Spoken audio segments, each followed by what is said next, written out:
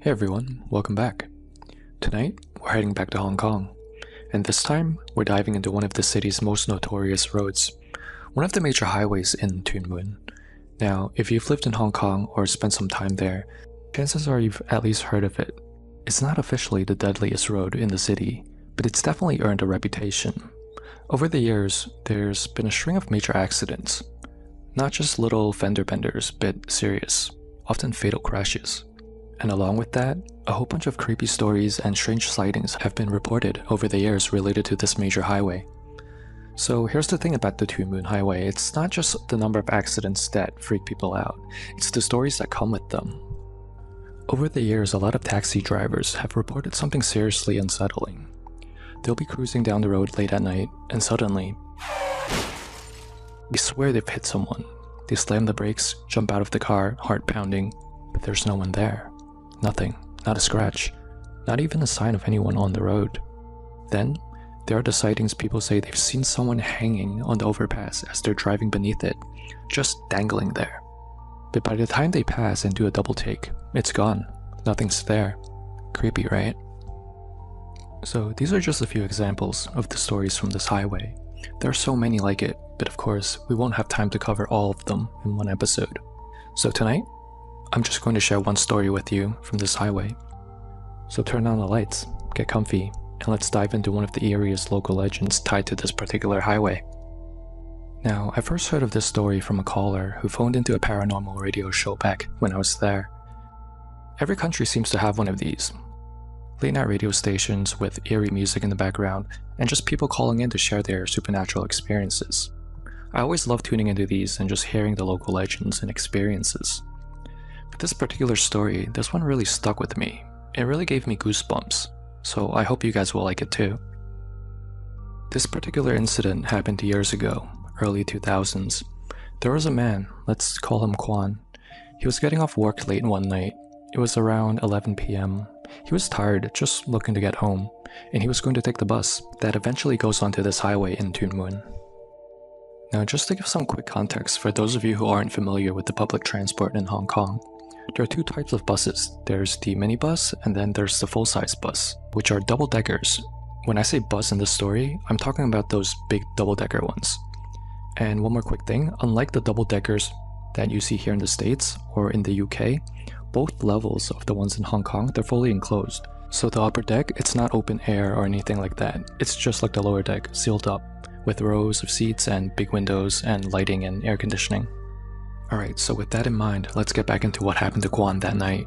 He waited at the bus stop like usual, and when the bus finally rolled up, he hopped on and headed straight upstairs like he always did. Kwan preferred sitting on the top level. The views were better, it was quieter, and he had one favorite seat, right behind the staircase. It's pretty much this little corner where you don't have to look at anyone's head in front of you, and there's just a nice bit of privacy. It's the perfect spot if you want to just zone out after a long day. Now let me paint a picture for those of you who've never been on one of these buses back in the early 2000s. The lighting was always pretty bad. It had this cold, flickery fluorescent glow that made everything look a little off. People's skin would take on this yellowish green tint almost. It was almost sickly. It wasn't flattering at all, and late at night, it made the whole upper deck just feel very unsettling. Like you're sitting in a ghost story waiting to happen. And honestly, even now in 2025, some of these Hong Kong buses still have the same lighting. I don't know if they just haven't upgraded the bulbs, or maybe it's an older model of bus that I got on. But if you've ridden one late at night, you know what I'm talking about. It just sets this weird, eerie mood, especially when the rest of the city outside is pitch black. But of course, for Kwan, this was just a normal night, a normal ride home. At least, that's what he thought. Now, on this particular night, even though it was already late, maybe around 11 or 12 at night, there were still a ton of people catching the bus. Kwan had gotten on at an earlier stop, so he managed to snag his usual seat at the upper deck, but every other stop after that, packed. Every single stop.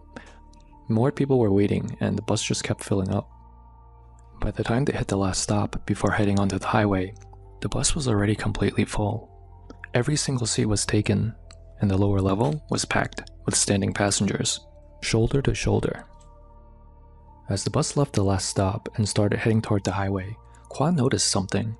The bus was moving unusually slow. Not just like a casual cruise kind of speed, more like it was struggling. The engine started making this deep, heavy noise, like it was pushing way too hard just to climb a small hill.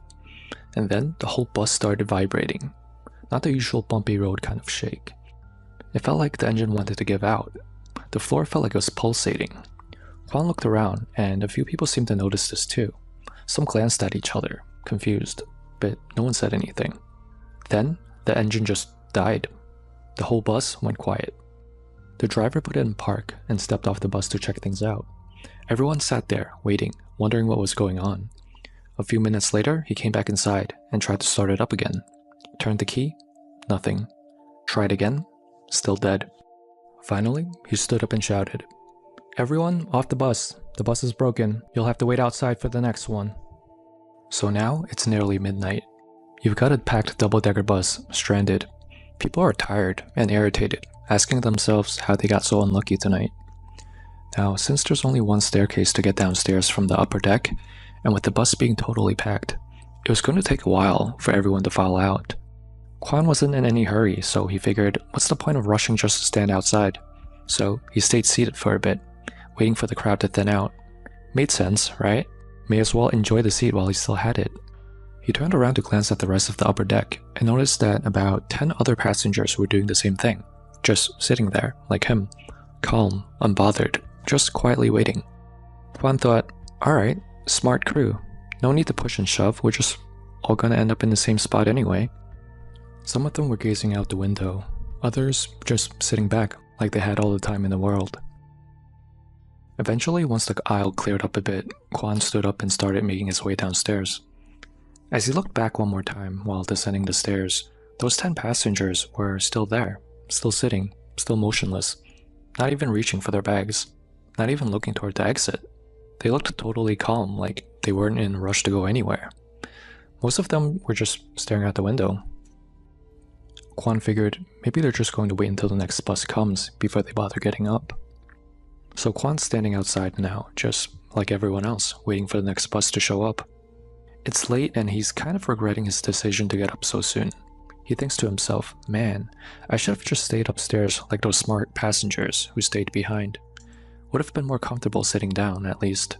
And as he was thinking that, he glances up, just casually looks toward the upper deck of the bus. That's when something strange happens. His eyes locked onto one of the passengers still seated upstairs. A man, sitting perfectly still near the back. And the moment their eyes met, the man started to smile. But not like a friendly smile. This was something else. It was slow, unsettling. Just this eerie, deliberate grin stretching across his face as he kept his gaze locked onto Kwan. Kwan, caught off guard, gives a polite little nod, the kind of automatic reaction you get when someone makes eye contact with you, and he quickly looks away. Then he looks back up again. The man is still staring at him, and now his smile is even wider. The kind of smile that looks very forced and awkward. Combined with that sickly yellow-green light from the bus's fluorescent bulbs, it made this man's expression look wrong, almost distorted. Kwan felt the hairs on the back of his neck stand up. Something about that smile just didn't feel human. And then, something even stranger happens. As Kwan kept watching, he noticed the other passengers, the ones who stayed on the bus, all slowly turning their heads toward him, one by one, all of them, staring at him with no expressions, except that man, still smiling. Eventually, after what felt like forever, the next bus finally showed up. Everyone started climbing aboard, including Kwan. He found a seat near the back, still feeling a little shaken, but trying to brush it all off. Probably just some weird guy trying to mess with me, he thought. But as the new bus pulled away, Kwan couldn't help but glance back at the broken down bus still sitting on the side of the road. By now, the lights had been turned off. The inside was completely dark. But as his bus passed by, he saw them. Those same passengers were still all sitting exactly where they were before. They were all staring at him still. Every single one of them just sitting there in the dark. Eyes all locked on Kwan as he rolled past. So what do you guys think really happened that night? Were those just regular passengers who, for whatever reason, didn't feel like getting off that broken down bus? I mean, maybe they were just tired and planned to take the next bus instead. But if that's the case, Why did the driver shut off the lights on them? Or could they have been something else? Spirits maybe? Lingering on the road already known for its dark history and tragic accidents? Let me know what you think. Was Kwan just imagining things? Maybe the creepy lighting and the cold AC played tricks on his mind. Or did he come face to face with something not entirely human? Alright, I know I said I would only share one story tonight, but I don't think that single story was enough, right? Okay, let me share one more with you then. This story also takes place in the same area as the previous one. This story happened to a minibus driver in Hong Kong. Let's call him Mr. Lau. He used to run the late night routes, driving from Seung Sui through the quieter districts, long after most of the city had gone to sleep. He's been retired for a while now, but there's one ride he'll never forget, one shift that changed how he saw the job and the world around him. Most of his years behind the wheel were uneventful, just long nights, the occasional drunk passenger, maybe a stray dog crossing the road. But this night, this was different. It happened about 15 years ago. Mr. Lau was doing his usual late night run from Tuen Mun up to Seung Sui. That stretch, especially after 9 PM, is usually dead. No traffic, no noise, just the low rumble of the engine and the dashboard lights glowing in the dark. He rarely picked up more than a passenger or two that late. Some nights, no one at all. But this night, something felt off. It started like any other shift. A little after 10 PM, he was cruising through Seung Sui. Streets were quiet. The radio was crackling faintly with the static. Nothing unusual. Then he saw them. Up ahead, at a stop that was usually deserted. It was a large group of people, just standing there, under a flickering street lamp by the bus stop. He slowed down, puzzled. By this hour, most people were home already. There's nothing much in this area to begin with. But the group didn't move, didn't talk. They just stood there perfectly still, faces shadowed in the orange glow. Already something felt wrong. But what could he do? Maybe they missed the last bus. Maybe they were coming home late from work or dinner. So, he pulled over and opened the door. The passengers got on one by one. They dropped the coins into the fare box without saying a word. No eye contact, no smiles, just blank stares and quiet footsteps as they headed toward the back of the bus. It was odd, but not alarming. Not yet. The rest of the drive was pretty uneventful. No more passengers, no strange detours. When they reached the end of the line, the passengers all just got off in silence. No goodbyes, no thank yous. Just another quiet night. Or so he thought. Back at the depot, Mr. Lau turned in his fare box like usual, dropped it off, and then he went home. But the next evening, the moment he walked into the depot, his boss was waiting. Didn't say a word, just shoved a handful of crumpled paper into Mr. Lau's hands. At first glance, it looked like cash, but it didn't feel right. The paper was too thin, too dry, and the designs, they were all wrong. They weren't real bills. They were hell notes, joss paper, the kind that you burn for the dead, offerings for the afterlife. These were in your box you turned in. His boss snapped. What kind of joke is this? But Mr. Lau wasn't joking. He remembered those passengers paying with real money. He heard the coins drop, saw the bills go in. He swore it. But of course his boss didn't believe him. He thought he was pulling some kind of scam, swapping out the money and pocketing the real bills. Mr. Lau was furious. He'd driven for years, never had anyone question his honesty. So the boss said, fine. He'd take the route himself that night. Same route, same time. And sure enough, the same group of passengers was waiting at the same stop again. They boarded, paid in real Hong Kong dollars, and sat down quietly. The boss watched every step. But when he returned and opened the box again, held notes again. He didn't say anything at first, just stared at the notes in his hands. The next morning, he went straight to Wang Dai Sin Temple, came back with the talisman, bright yellow, covered in red ink symbols. Mr. Lau didn't question it. He just hung it on the rearview mirror that day, just in case. He didn't care how it looked. After what happened, he wasn't taking a chance. That night, Mr. Lau took the wheel again, talisman swinging gently from the mirror. As he neared that same stop, he braced himself, but this time, it wasn't a crowd, just a young couple. Nothing strange about them. The man wore a black leather jacket. The woman had a handbag slung over her shoulder. They looked like a normal couple, heading home. They stepped on, paid in cash, and sat down right behind Mr. Lau. At first, nothing felt off. but soon the air inside the bus started to change. He couldn't explain it, just heavier somehow, like something unseen had joined them. Mr. Lau glanced in the mirror, and that's when his blood ran cold. The woman's face? Half of it was gone, torn away, exposing bone and the hollow socket where her eye should have been. And the man? His body was mangled, chest caved in, arm was twisted in an unnatural angle. But when Mr. Lau turned to look at them directly, they were fine, perfectly normal. The woman was adjusting her bag, and the man was looking out the window. But in the mirror, they were monsters. Mr. Lau's hands trembled on the wheel, sweat pooled under his shirt. He tried to keep his cool, tried not to scream, not to break, not to show anything. He just kept driving, pretending like everything was fine, but inside, he was falling apart. Then, he wet himself out of fear. Yep, he wet himself, but that's how real the fear was at the time. Even if he wanted to, Mr. Lau couldn't stop the minibus. There was nowhere to pull over, just a long stretch of highway. Eventually, they reached the Toon Moon area. The couple finally spoke. "Next stop, please." He raised his left hand in silent acknowledgement and pulled over to let them off. The couple hopped off the bus and walked away like nothing happened. But Mr. Lau knew what he saw. Back at the depot, Mr. Lau told his coworkers everything he saw. Then, he collapsed and woke up in the hospital. Doctors said it was due to stress. That was the last night shift he ever did. He went back to day shifts after that, and now, whenever he sees a minibus with a yellow talisman hanging from the mirror, he just wonders, did that driver experience the same thing as him?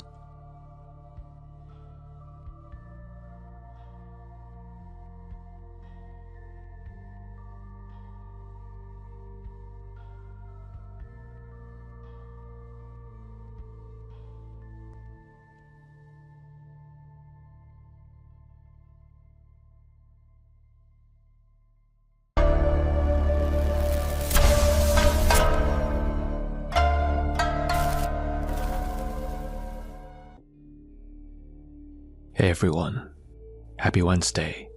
Welcome back to another episode of Hong Kong Horror. Simon here. Tonight, we're heading over to mainland China for a pretty terrifying story that happened to a man who was trying to help someone out of kindness. Let's call him Yu Shen. After our story, as always, we'll break it down together from a Chinese cultural perspective to see if we can figure out exactly what happened to him. Now, let's turn down the lights, get comfortable, and let's dive right into it. The story started out as an ordinary night. It was a Friday night, and Yu Shen was out at a night market with his friend Larry, having suye, a late night dinner. This particular incident took place back in the early 2000s. Yu Shen and Larry were old friends, and every so often they would meet up at this night market to catch up on life over some cheap eats. Tonight was no different. They've done this a million times before. Yu Shen recently bought himself a moped, which he was mainly going to use to get around town, but he also thought that maybe he could use it to make some money as well. Maybe use it to deliver food or something. That night, he drove it with him to the night market to show it off to Larry, and this innocent act actually got him into a situation that he would never forget for the rest of his life. Yu Shen is a hard worker, and he moved to Guangzhou to find work.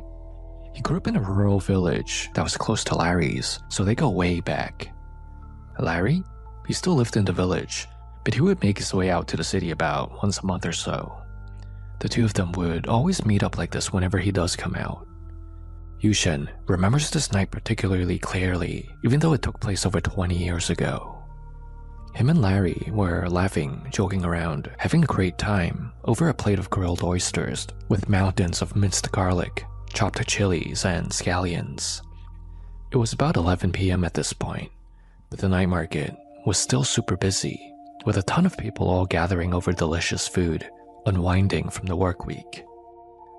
Yu Shen was exhausted. He works a bunch of odd jobs during the week, but he will never miss the chance to see his old friend. Larry complimented Yu Shen on his shiny new moped. "Wow, dude, it looks amazing. You're gonna make so much money if you use that to make food deliveries. Tell you what, if you give me a ride back to the village, I'll give you 80 RMB. Yushan hesitated. In his mind, he thought, sheesh, back to the village? At this hour? The distance from where they currently were back to the village is not a short ride, especially on a moped. It's a cross-province journey that takes a lot of energy. Yushan shook his head and said, I don't know, man. It's kind of late. I kind of just wanted to head home for the night after this. It's far as heck, and those roads are not the easiest to drive at night. Despite the initial refusal, Larry didn't give up. Dude, you're off from work tomorrow. Just give me a ride. I have to pay the cab anyway, so I'd rather give that money to you. You know you could use it. Larry shoved the cash into Yushan's hand. Yushan looked down at the money and back at his friend. He was torn. One part of him wanted to go home and sleep, but 80 RMB was a lot of money at the time. Larry was right though. He really was off from work tomorrow, so it's not like he has to wake up early or anything. Also, he could really use this extra money that would otherwise be going toward a random cab driver anyways. He sighed and said, I hate you, Larry, but I also love you at the same time. Hurry up, get on the moped so I can get you home. The two friends paid for their meal and made their way over to Yushan's moped. Yushan started the engine and sped off into the night, with Larry riding as his first passenger ever. The traffic was pretty bad getting out of the city, but Yushan threaded through the gaps and weaved through the cars, eventually escaping the busy city roads and made their way onto the more rural roads. The scenery began to change drastically, from the bright city lights to wider, forested roads and less cars. Yushan doesn't come back to the village often, especially to the part where Larry lived, so Larry had to navigate him when they got close. The little roads to get to his house were very deep and isolated. Many of these roads were one-way lanes, concrete strips surrounded by overgrown grass. There were silent village houses scattered far apart. The streetlights here were further apart, and they were either flickering or dead, leaving only Yushan's headlights to cut through the darkness. The deeper they went, the quieter and darker it became. By the time they reached Larry's house, it was almost midnight. Larry hopped off, gave Yushan a big hug, and they said their farewells. Thanks, man. Let's do this again next month, Larry said, before he made his way into the house. Now, Yushan was alone. He paused for a moment to light a cigarette to ward off the cold of the night and drowsiness. He looked around. It was so quiet compared to the city. He hasn't been back to the village in a while, and he almost forgot how quiet it gets here. Yushan sat there for a few minutes, finishing up his cigarette as he soaked in the silence before starting his engine back up again. He turned the moped around to head back to the main road. Riding alone on such a dark, isolated road was not fun. His headlights swept across the tall grass and trees. Yushan tried his best to pay attention and kept his eyes on the road until he reached a sharp bend in the road up ahead. The streetlight at the curve happened to be broken, so the only light came from his bike. As he banked into the curve, his headlight hit something standing there by the roadside under the broken street lamp. Yushan slowed down immediately. It was a woman. She stood there in the darkness, wearing a long, light-colored dress. She looked extremely out of place. She was very well dressed, clean, and her hair was done up in a neat bun. It looked as if she was getting ready to go to some sort of formal event with the way she was dressed. If Yushan was being honest, she looked extremely beautiful, even in the dim lighting. Yushan's heart skipped a beat when he first saw her because he was surprised someone was standing there at this time of night. But then his heart melted because he became intrigued as to who she was. She stood there perfectly still, staring blankly into space. But as Yushan slowly approached on his moped, she slowly raised her right hand and waved him down to stop. Yushan was a bit confused. Who was this gorgeous girl? And what in the world was she doing here, standing here alone at midnight in a place this isolated? This is so dangerous for her. His survival instinct screamed at him to stop. But then another thought crossed his mind. Maybe she's a factory worker, or a local who finished a late night shift and can't find a way home. Leaving a woman here all alone at night seems dangerous. Yushin decided to pull over beside her to see if she needed help at all. He looked at her as he slowly rolled up next to her. "Hey, miss. What are you doing out here alone so late? Are you going to the main road? Get on. I'll drop you off there. It's dangerous to be standing here alone this late at night." The woman stared blankly at Yushin, not showing any sort of emotion whatsoever. She didn't answer, only nodded slowly once. She spoke in a low voice, so low it sounded like she had no strength left to speak. "Yes, okay. Thank you." Yushin scooted forward to make room for her to sit in the back seat. The woman slowly stepped toward the bike and climbed on, sitting sideways like most women do when they ride a moped. The moment she sat down, the first thing that Yushin noticed was the weight. Creak. The rear shock absorbers bottomed out completely. The front of the bike even lifted slightly as she sat down. What the heck? Yushin thought. How is it possible that she's even heavier than Larry? Yushin felt uneasy. He swallowed hard, but tried to think positively, figuring that maybe something was wrong with the shocks. He slowly twisted the throttle and rode off into the darkness toward the main road, which wasn't too far away. After about 5 minutes, the atmosphere changed again. The air, which was already cool, suddenly turned freezing. Yushin's hair stood on end. Along with the strange sudden cold, there was also a very bad smell. As the wind was hitting his face, he kept getting little whiffs of something that smelled salty from the person behind him. It wasn't perfume or sweat. You could only describe it as the smell of wet dirt mixed with that salty smell, as if you left meat out for days. It was so bad that Yushin nearly gagged. He had to hold his breath and sped up to get to the main road faster. He couldn't believe that such a beautiful girl would smell so bad. The smell was such a turnoff for him that he was no longer even interested in getting to know her. As he accelerated, the bike began to wobble. Yushin started to feel a shaking motion coming from the back seat. Thud, thud, thud. It felt like the woman was shaking her legs or something as the moped was cruising along. Anyone who rides a bike or moped knows that if a passenger shakes their legs rapidly, the bike will lose balance. It becomes very difficult to control because of the shaking. Yushin had to brace his arms and grip the handlebars tight to stop the moped from tipping over. He started to get irritated now. What the heck was this woman doing? "Miss," Yushin yelled out. "Please, stop shaking your legs. The bike is losing balance, and it's hard to steer. We might crash if you keep doing that." Yushin was starting to regret picking the strange woman up at this point. As soon as he finished speaking, the shaking stopped. The bike became steady again. Yushin took a long breath, thinking they reached an understanding. But less than a minute later, the shaking returned.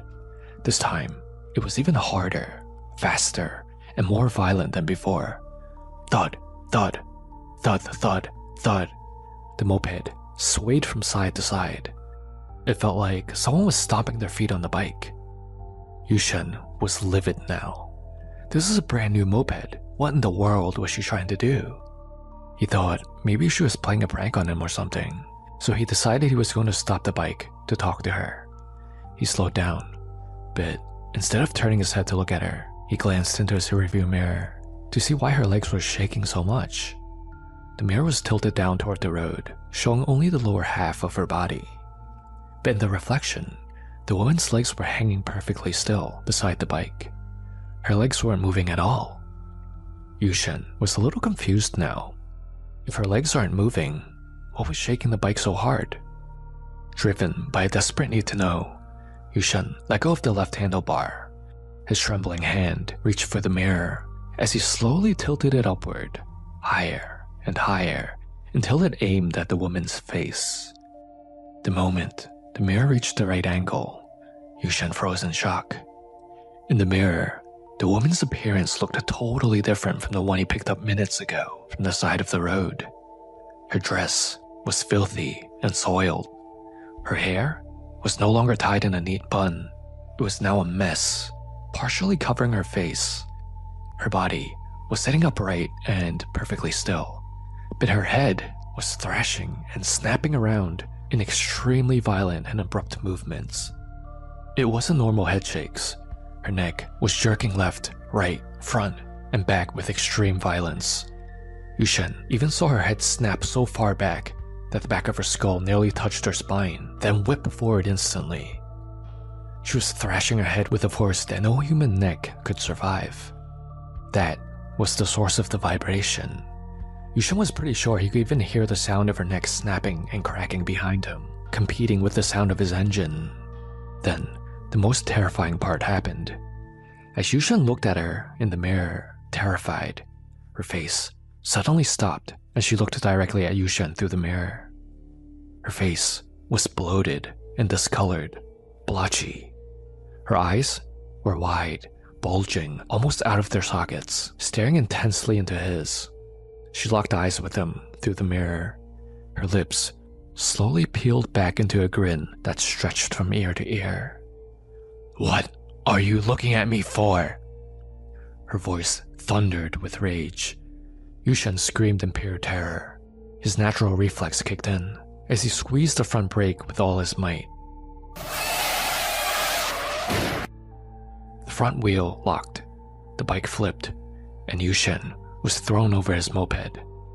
He laid there on the ground, stunned and dazed. When he finally managed to struggle to his feet, he looked back at his moped, which was now laying on its side on the road. The headlight was still shining into the grass ahead. He scanned the area frantically, but all he found was emptiness. There was no trace of the woman. No one was there. Yushen didn't wait. He scrambled to lift his bike back up, hopped back on as fast as he could, and sped out of that area until he reached the main road. He saw a security booth for a housing estate nearby and rushed toward the security guard. Thinking back on it now, the security guard must have thought he was some crazy person. Yushen ran up to him looking disheveled and acting like he was on drugs or something. He stammered out everything that just happened.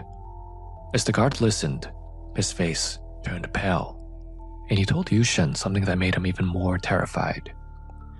"Brother, I think you met her," the guard said. "Did this happen in the bend at the road back there? Just last week, there was a major accident. A woman was riding her bike home alone at night, and a drunk driver lost control at the curve. He hit her full force. Her body was thrown against a utility pole. Her neck was broken instantly. She died on the spot." After that night, Yushen never gave Larry another ride back to the village again. He also never stopped to talk to random people, no matter how hot they were. So, Hong Kong horror family, what do you think happened here to Yushen? Please pause the video here and let me know what you think. Alright, so let's break this one down from a Chinese cultural perspective. What's going on here? There's a few things I want to talk about in this one. First, the biggest mistake that Yushen made was stopping for this woman.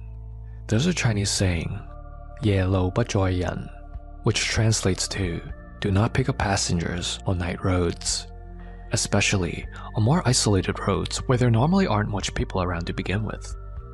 Yushen ignored his initial instinct to keep driving. This isn't about being nice to a stranger in need. It's more about boundaries. The world is divided into Yuangai, the world of the living, and Yumgai, the world of spirits. So when you're traveling alone past midnight, the boundary becomes thin. Yushen stopped his moped, acknowledged the woman, and even invited her onto his vehicle. This isn't just about kindness anymore. This is allowing something from the Yumgai, world of the dead, into your personal space. He gave her permission to enter his domain. Everything we do matters. The act of stopping alone formed a connection, Giyun. Yushen created a temporary bond and a permission link. This is actually why ghosts often do things like waving for help, asking simple questions or seeking acknowledgement in some way or another. They want to create that initial connection. If Yushin continued driving and ignored her, that would have been enough to deny that initial connection. Now, Yushin stopped out of the kindness of his heart, but sometimes you really have to judge the situation and follow your initial instincts, because sometimes you don't know what you're being kind to. What he should have done was to just keep driving. Don't make eye contact, don't respond, and don't acknowledge. But you, if you don't engage, it won't disturb you. These types of spirits rely heavily on attention, acknowledgement, and permission. If you remove these out of the equation, they lose access to you. As for the type of spirit that this woman was, she's something we call Lo Bing Guai or Lo Guai. This translates to roadside ghost. They fit under the category of spirits known as Wan Sei Guai, violent death ghosts, and Yun Wan. These are spirits of people who died very suddenly. They don't accept their death, remain stuck around the location of death, and often they will try to interact with the living. Now, if you remember from past episodes, there's a subcategory of spirits called Dei Bo Ling, earthbound spirits. This female roadside ghost, Lo Bing Guai, most likely is in the earthbound spirit subgroup, Dei Bo Ling, meaning she's tied to a specific location and can't just leave freely. She will repeat behaviors within a fixed range. I wouldn't be surprised if other drivers passing by that bend in the road will come across her again on different nights. More often than not, these types of spirits do not fully realize they're dead, because death came so quick to them. They're oftentimes stuck in confusion or routine, so their behavior often looks like they're waiting for something, or just repeating certain actions. She most likely is reliving the thought of having to find her way home. Also, I want to add that new ghosts in this category are usually more dangerous compared to ones that have been around a little longer, because immediately after death is when their state of shock and resentment is extremely high. Confusion is also extremely high, while awareness is extremely low. This creates a very unstable spirit that can lash out unpredictably, lose control of their form, and they often shift between calm and violent states with no coherent reason. So now you might be thinking, but Simon, I thought they're bound to their location. Isn't this woman leaving the location by riding on Yushin's moped? Interesting question, but let's go a little bit deeper to understand this concept a bit better. When we say that the spirits are bound to their location, it doesn't mean to one exact fixed point. Think of it more like a radius. It's not a specific dot on the ground. The death site is the center, but the spirit can extend outward with a limited range. If you recall from the story, as Yushin and the woman got further away from the bend in the road, things started to shift. Her form started to change more towards her true form at death. It's not a matter of her getting weaker the further she was away from the center of where she was anchored. It's more that she was becoming more and more unstable. In Chinese folk belief, especially Dei Bo Ling and Wan Sei Guai, distance from the death site doesn't reduce power in a clean linear way. Instead, it's more like it introduces distortion, leakage, and loss of control. When she was at the center of her death site, her form was extremely stable, where she was even able to maintain an illusion of her beautiful self and life. She appeared calm and even human. Why? Because that location is saturated with her yin energy. Think of the center of her anchor point as a place with the strongest signal and stable manifestation. The further she moves out of it, the more interference there is to that signal. But the energy doesn't disappear. It just becomes more noisy and unstable. There's less control and more leakage of her true form. Maintaining that clean dress, calm, beautiful human appearance requires control. It's an actively maintained mask. The further she got from her anchor point, the illusion started to fall apart, where she started to reveal more of what she actually is through the rotting smells and body distortions. So think of it this way. The further from the anchor point, the more chaotic and less contained the output is. At the center, She can suppress her death state. But as she begins to destabilize with distance, her Seizhong state of death overrides everything else. It's not that she's choosing to reveal this form of herself. It's more so that she can no longer hold herself together. This also explains her aggression spikes as well. Yunhei Sathong. This is where the danger also increases, because the control drops, rational behavior decreases, and emotional residue increases, leaving behind only raw resentment, shock, and pain. She lashed out, screaming at Yushen, asking what he was looking at her for. She's acting out instinctively now. She's destabilizing physically and mentally the further she gets from the center of her anchor point. This brings us to another question that I think many of you might have. So, what was the end goal for this woman? What did she want with Yushen? So, there's no clean single answer to this question. Oftentimes, the answer is not that simple. It's usually a mix of instinct and compulsion. I think a better question we should be asking instead is, what forces were acting through her? I believe there are layers to her actions. The most baseline layer would be the looping behavior. Behavioral replay. This is a fresh, 幻死鬼, wronged spirit, so her mind isn't functioning normally. Right now, it's closer to a memory stuck on repeat, and a final intention that was never completed. In her case, it was most likely her final intention of wanting to go home. This became her loop, as she tries to continue her journey home after death. At this base layer, she's reenacting the actions of finding a way home. Now, the layer on top of this is the directional instinct. So even though this woman doesn't fully understand that she's already dead, there's still a directional pull. She instinctively knows that she needs to leave this place she's currently in. This instinct is common with accident spirits. Oftentimes, these spirits will try to leave the place, but they can't. They will try to attach to a moving person, attempting to extend beyond their boundary, similar to what this woman did in Yushen's story. But attempting to leave the boundary only leads to destabilization. This introduces the final layer, which is something you might have heard of before, called Zhao Tai Sun, finding a substitute. I've discussed this in past episodes, but this is when a ghost tries to find a substitute to replace them. They believe that if they could find someone else to die in their place, then they would be able to move on. Now, Zhao Tai Sun is often misunderstood. It is not always fully intentional. It can emerge from frustration from repeated failed attempts at escaping. Over time, the spirit logic becomes, if I can't leave, someone else must take my place. Which I think is somewhat at play in this situation as well, because she pretty much contributed in making Yushen crash.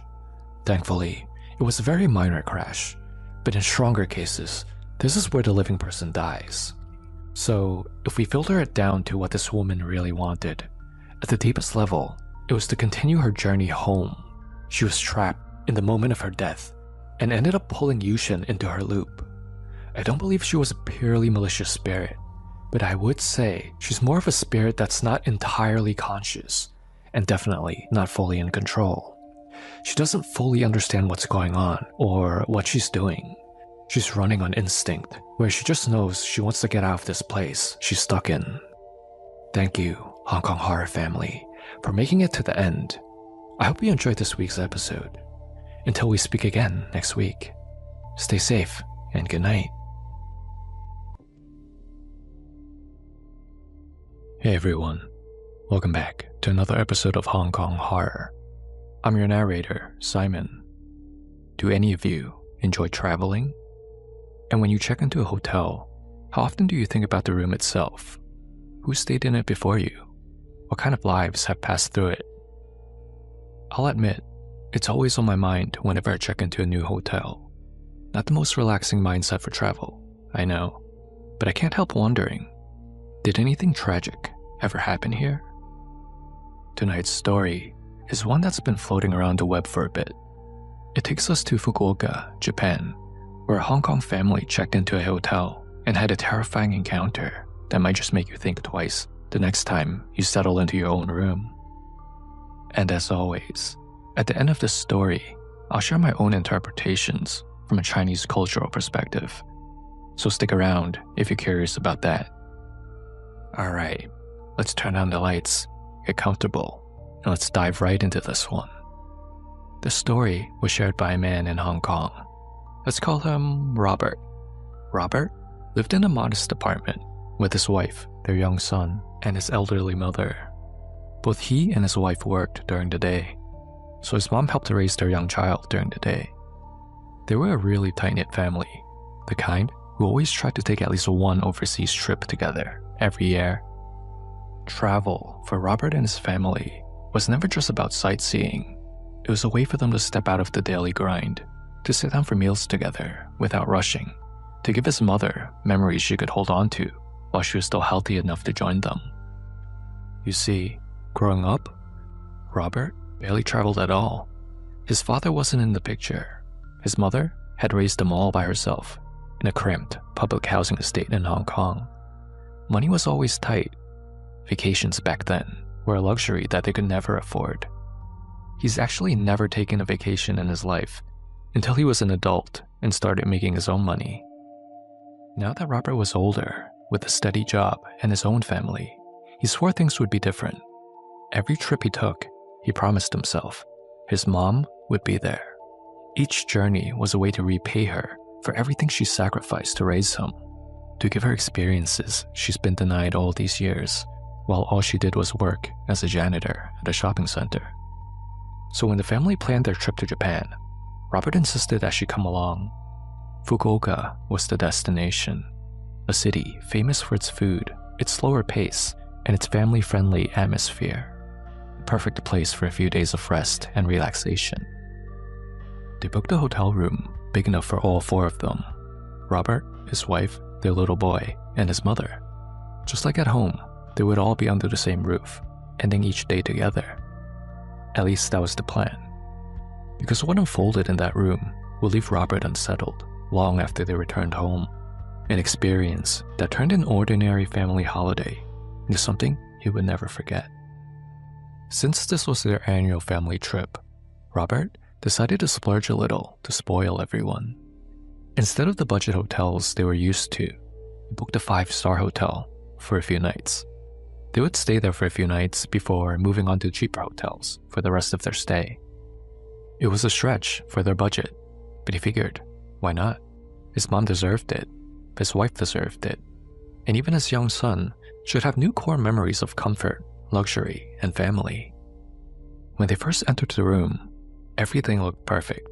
2 large double beds, made up neatly with crisp white sheets, bright lighting overhead, a bathroom that looked absolutely spotless, gleaming like it had just been cleaned. On the surface, it felt worth the money. But almost right away, all of them noticed something was off. A foul smell.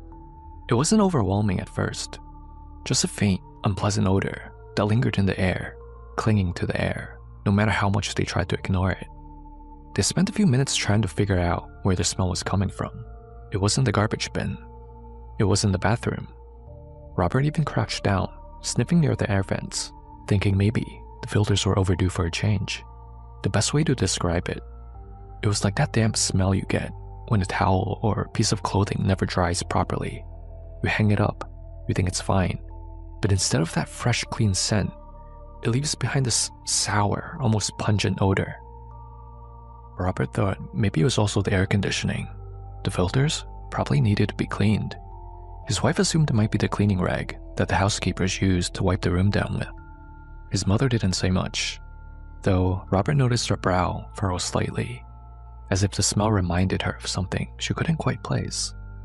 No matter how spotless the room looked, something about that odor made the space feel less welcoming.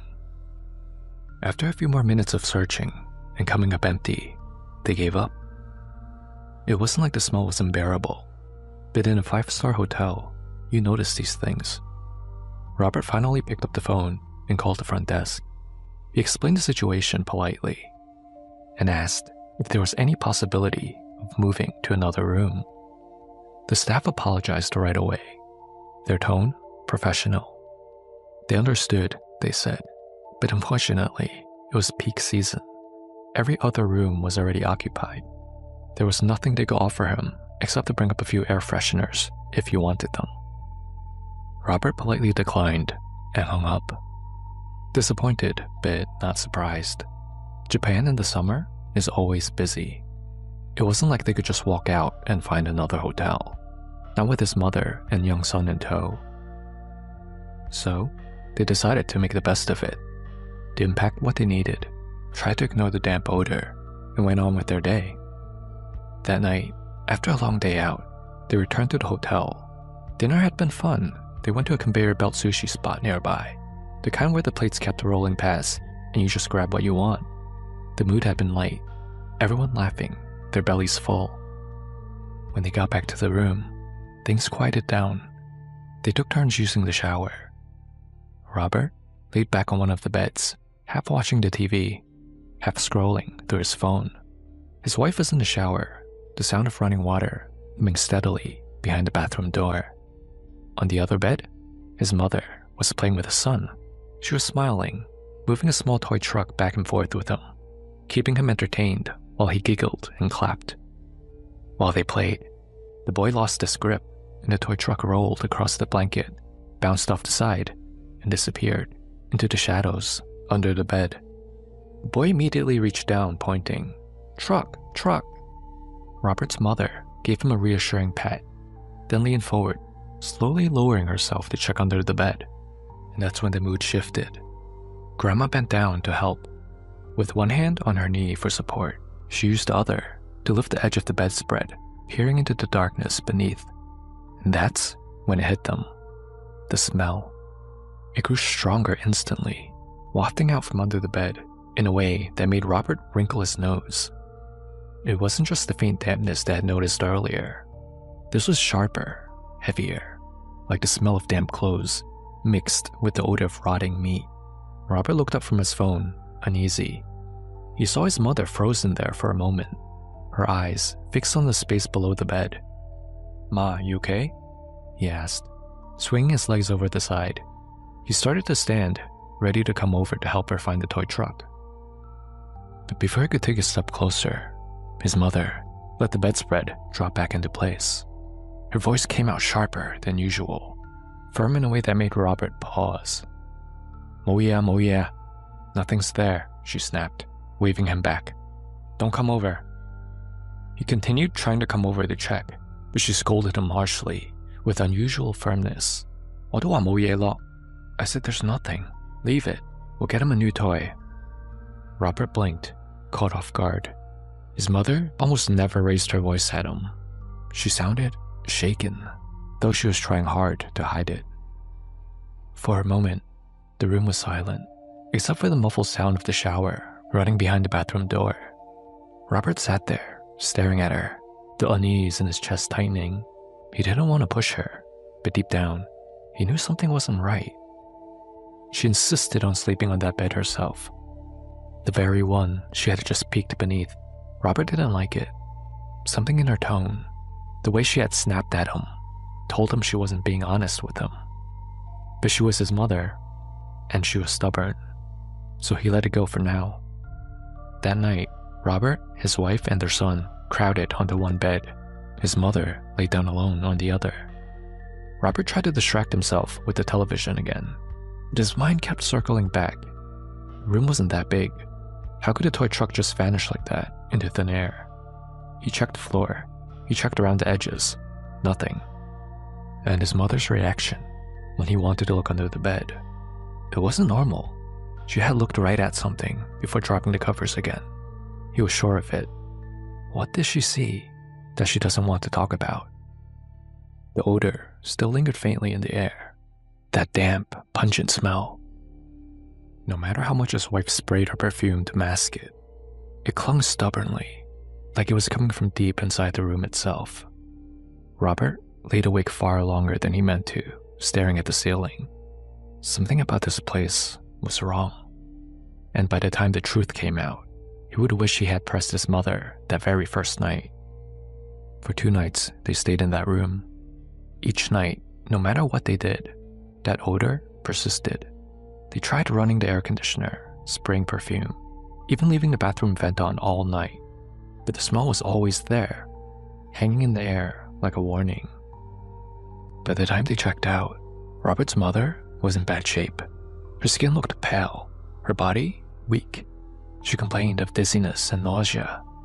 On the way to their next destination, she began vomiting, and Robert had to rush her to a local hospital in Fukuoka. The doctor said it looked like some kind of infection or heat exhaustion, but Robert couldn't shake the feeling that it was connected to that room. They cut the trip short. Once she was stable enough to fly, the family brought her back to Hong Kong. Even then, she was bedridden for days, shivering with a fever, unable to keep food down. It was only after she began to recover, when she was finally strong enough to speak more, that she admitted the truth. Robert sat at her bedside, asking her again and again what had taken place in that hotel, why she had reacted so strongly, why she had insisted on sleeping on that bed. And she finally told him. That night, when she lifted the bedspread, Robert's mother had seen something that wasn't meant to be seen. Curled up in the shadows beneath the bed was a small child. Its skin was pale, drenched, as if it was just pulled out of the water, hair plastered on its forehead, and in its tiny hand was the missing toy car. The child looked straight at her, and then it smiled. Not the kind of innocent smile you would expect from a child.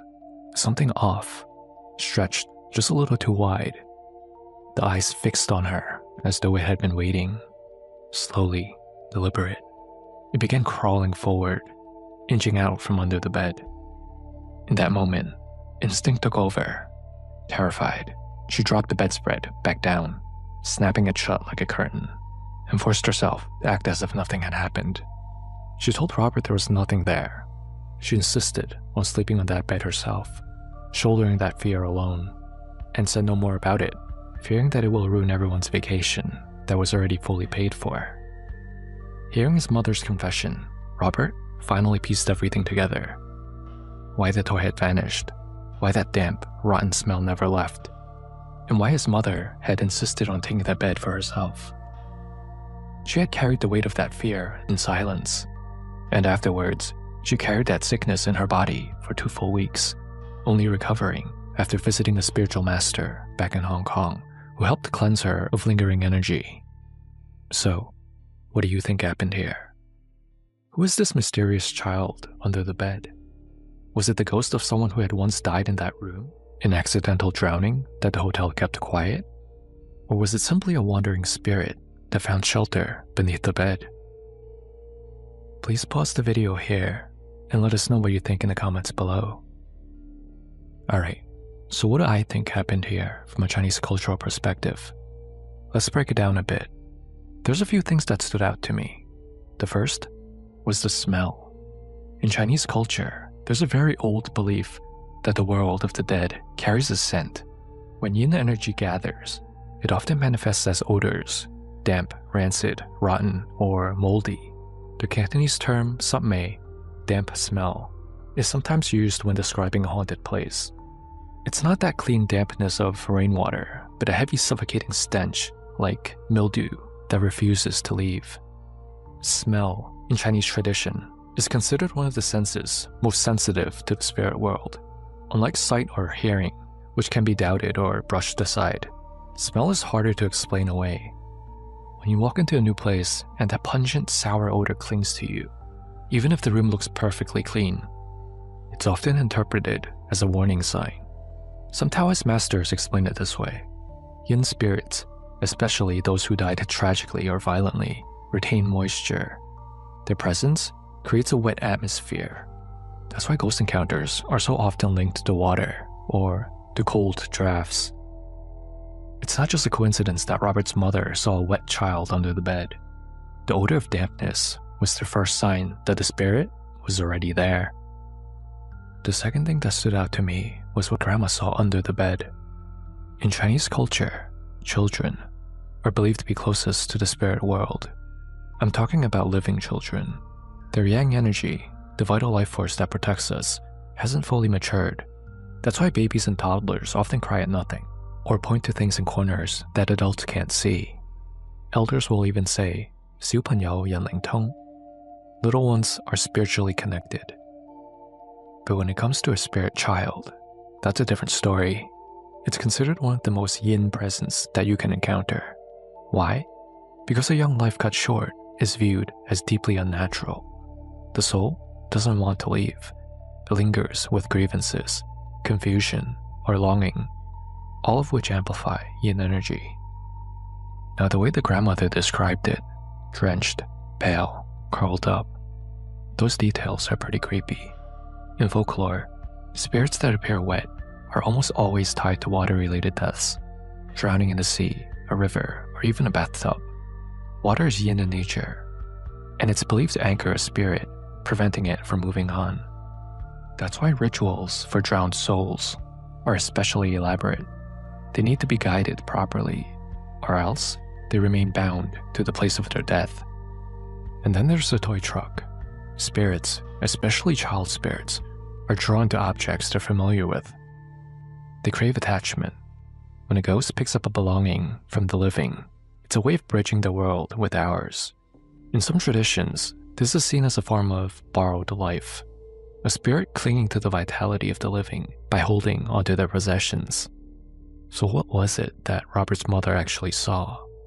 I think she most likely saw the ghost of a drowned child, still trapped in that room, hiding under the bed. By taking the grandson's toy, it wasn't just playing, it was reaching out, showing resentment for the life it lost, or even trying to latch onto the boy's energy. This is why her reaction of dropping the covers and claiming the bed makes sense culturally. In many Chinese families, the elder will silently absorb the risk rather than expose the younger ones to danger. She didn't want her grandson, already marked by losing his toy, to be further entangled. In Chinese families, it's often said that the elders carry a heightened sensitivity to the unseen. Some believe it's because with age, the body's yang energy weakens, and the boundary between yin and yang thins out. In other words, the closer you are to life's end, the easier it is for spirits to approach you and be seen by you. But there's also the cultural role of the elder. In traditional Chinese thinking, it's the elder's duty to protect the younger generations, to absorb hardship, so the children and grandchildren don't have to. That's exactly what Robert's mother did. When she saw the ghost child under the bed, she didn't scream or reveal the truth. She pulled the blanket back down, claimed that bed for herself, and silently bore the burden. It's the kind of silent sacrifice that speaks to the instinct of a parent who's lived through scarcity and struggle, a mindset of better me than them. The cost of that decision, though, was illness. In Cantonese, we call this chung sat hei, being struck by contaminated spiritual energy. When someone encounters a restless spirit, especially up close, it's believed that the body absorbs that yin. The result? Fevers, weakness, nausea, even prolonged sickness that doctors can't easily explain. It's not just psychological, it's the body being weighed down by what doesn't belong to it. This is why, after returning to Hong Kong, Robert's mother needed to see a Taoist master, a cleansing ritual, often done with incense, blessed water, and chanting. This is believed to purge this dirty energy. Only after that, she began to recover. Without such a ritual, many believe that the sickness could linger indefinitely, or even shorten a person's life. So in the grandmother's reaction, you could see both sides of Chinese tradition, the spiritual reality of yin contamination, and the cultural instinct of an elder protecting her family at any cost. She carried the sickness so that her son and her grandson wouldn't have to. She carried what she witnessed in silence so her family wouldn't panic and have the trip ruined. It's a chilling reminder that sometimes the scariest part of these stories isn't the ghost itself, but the quiet sacrifice someone makes to protect the people they love. So who was this child under the bed? The most likely explanation, given the details in the story, is that it was the spirit of a child who drowned. Maybe in the hotel pool, maybe in a bathtub. These accidents happen quietly. Spirits of drowned children are said to linger in damp places, carrying that heavy odor of wetness. The fact that Robert's mother described the child as drenched and pale supports this. Another possibility is that the child wasn't tied to the hotel at all. In Chinese belief, wandering spirits sometimes attach themselves to families, following them from place to place. Hotels, being transient spaces, can act like way stations for such entities. The son's toy truck might have attracted it. Child spirits are often drawn to toys or candy. Thank you, Hong Kong horror fans, for making it all the way to this point of the video. I hope you enjoyed this week's episode. I'm looking forward to speaking with all of you again next week.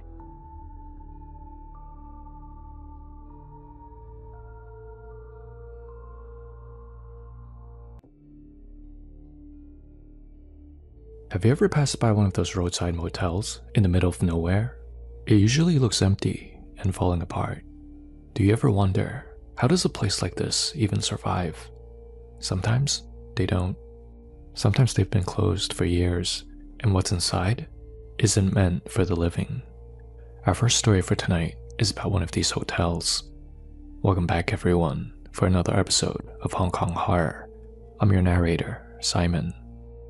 This following story was shared by a man in Vietnam. Let's call him Quang. It happened to him during a long holiday, when him and his wife were driving back to his hometown to see their young child. This goes back more than 10 years ago. Back then, Quang was working as a restaurant manager. The restaurant was newly opened, so the workload was pretty heavy. Every evening after his shift, he would have to work overtime. Because of this, he hardly had any free time to himself. His wife, who worked as a server at another busy restaurant, also worked really long hours. Because of their packed work schedules, the 3-year-old daughter had to live with Quang's mother in his hometown, another province away. Quang and his wife tried their best to endure this lifestyle as best as they could. They felt grateful to both have a job in the city, so they wanted to make as much money as they could to provide a better life for their daughter. One Friday night, Quang and his wife had their first break in many months. That evening, after work, as Quang and his wife were eating dinner in front of the TV, his wife mentioned that they should take a drive down to see their daughter tonight, since they finally had some time off together. Quang really wanted to see his daughter as well, but he was also so exhausted from work. All he really wanted to do tonight was to enjoy his dinner, take a hot shower, and go to bed early. But as tired as he was, he knew his wife was right. They have to really take advantage of this rare time off from work. So he said, "Alright, let's go pack some stuff and head out." His plan was to drive through the night, arrive super early, and spend the whole day with their daughter. After they quickly packed some clothes, they set off around 11 p.m. Quang drove fast since the roads were pretty much empty during this time of night. Eventually, after speeding a bit, they made much better time than expected. When they were only 2 hours from his hometown, Quang suggested, "Hey, why don't we find somewhere to sleep first? If we get there now, it'll be 3 or 4 a.m. My mom will have to wake up and open the door for us. We won't be able to sleep until dawn, so it's probably better we try to find a spot now and get some rest until morning and arrive refreshed." His wife agreed. So, they slowed down and kept an eye out for some local signs for motels or hotels in the area. Eventually, they saw an old rusty sign pointing down a side road saying there was a hotel inside. It was the only sign they've seen for miles, so Quang turned in. They drove for miles down this isolated, rural road, with no hotel in sight. They kept driving and driving, but all there was were trees and brush, but no hotel. "That must be an old sign. The hotel must be gone. There's nothing here," Quang's wife said. Quang agreed, and they decided to turn back and get back on the main road and try to find another hotel for the night. Quang slowed the car down and carefully did a U-turn to start heading back on the main highway. As they were driving back, about a mile later, to their surprise, they saw the hotel on the side of the road. "That's strange," Quang thought. Neither of them noticed this hotel the first time around. How is this possible? Were they both that tired that they both missed this large hotel standing right there? Quang and his wife looked at each other with a confused look on their faces. But it was really late, and they were both desperate to take a hot shower and sleep in a soft bed, so they brushed it off and pulled up into the hotel parking lot. It wasn't a 5-star hotel by any means, probably not even a 3-star hotel, but it'll do for the night. It was tall, about 6 or 7 stories. The lot was completely empty, so they pulled into a random empty spot and shut off the engine.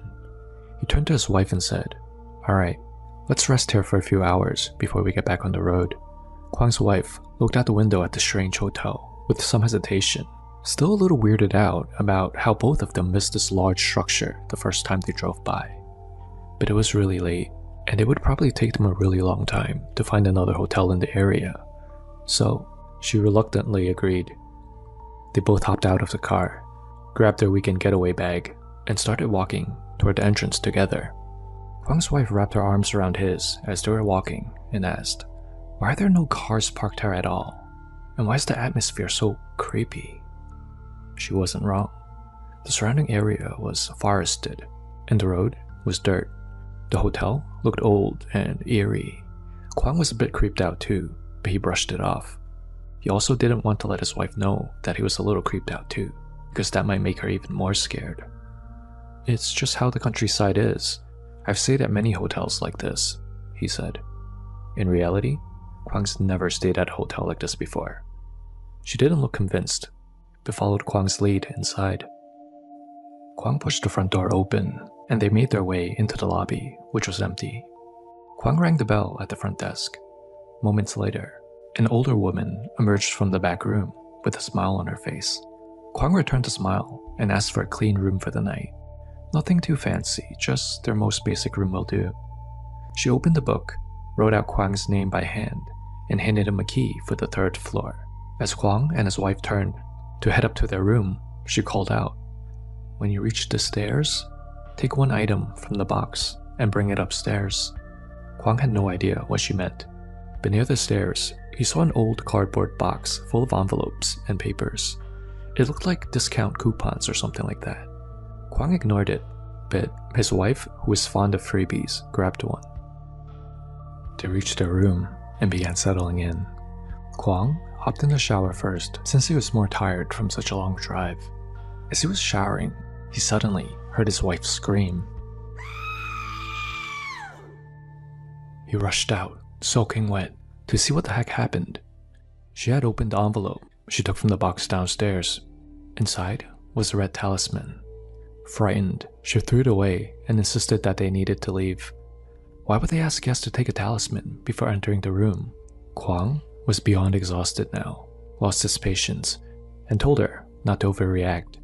She grew pale and trembling, saying that something has to be wrong with this hotel. But Kwang brushed it off. He took a towel and dried off and went to bed. He was so tired, he passed out the second his head hit the pillow. He doesn't remember how long he was out for, before he felt like he was suffocating, as if drowning.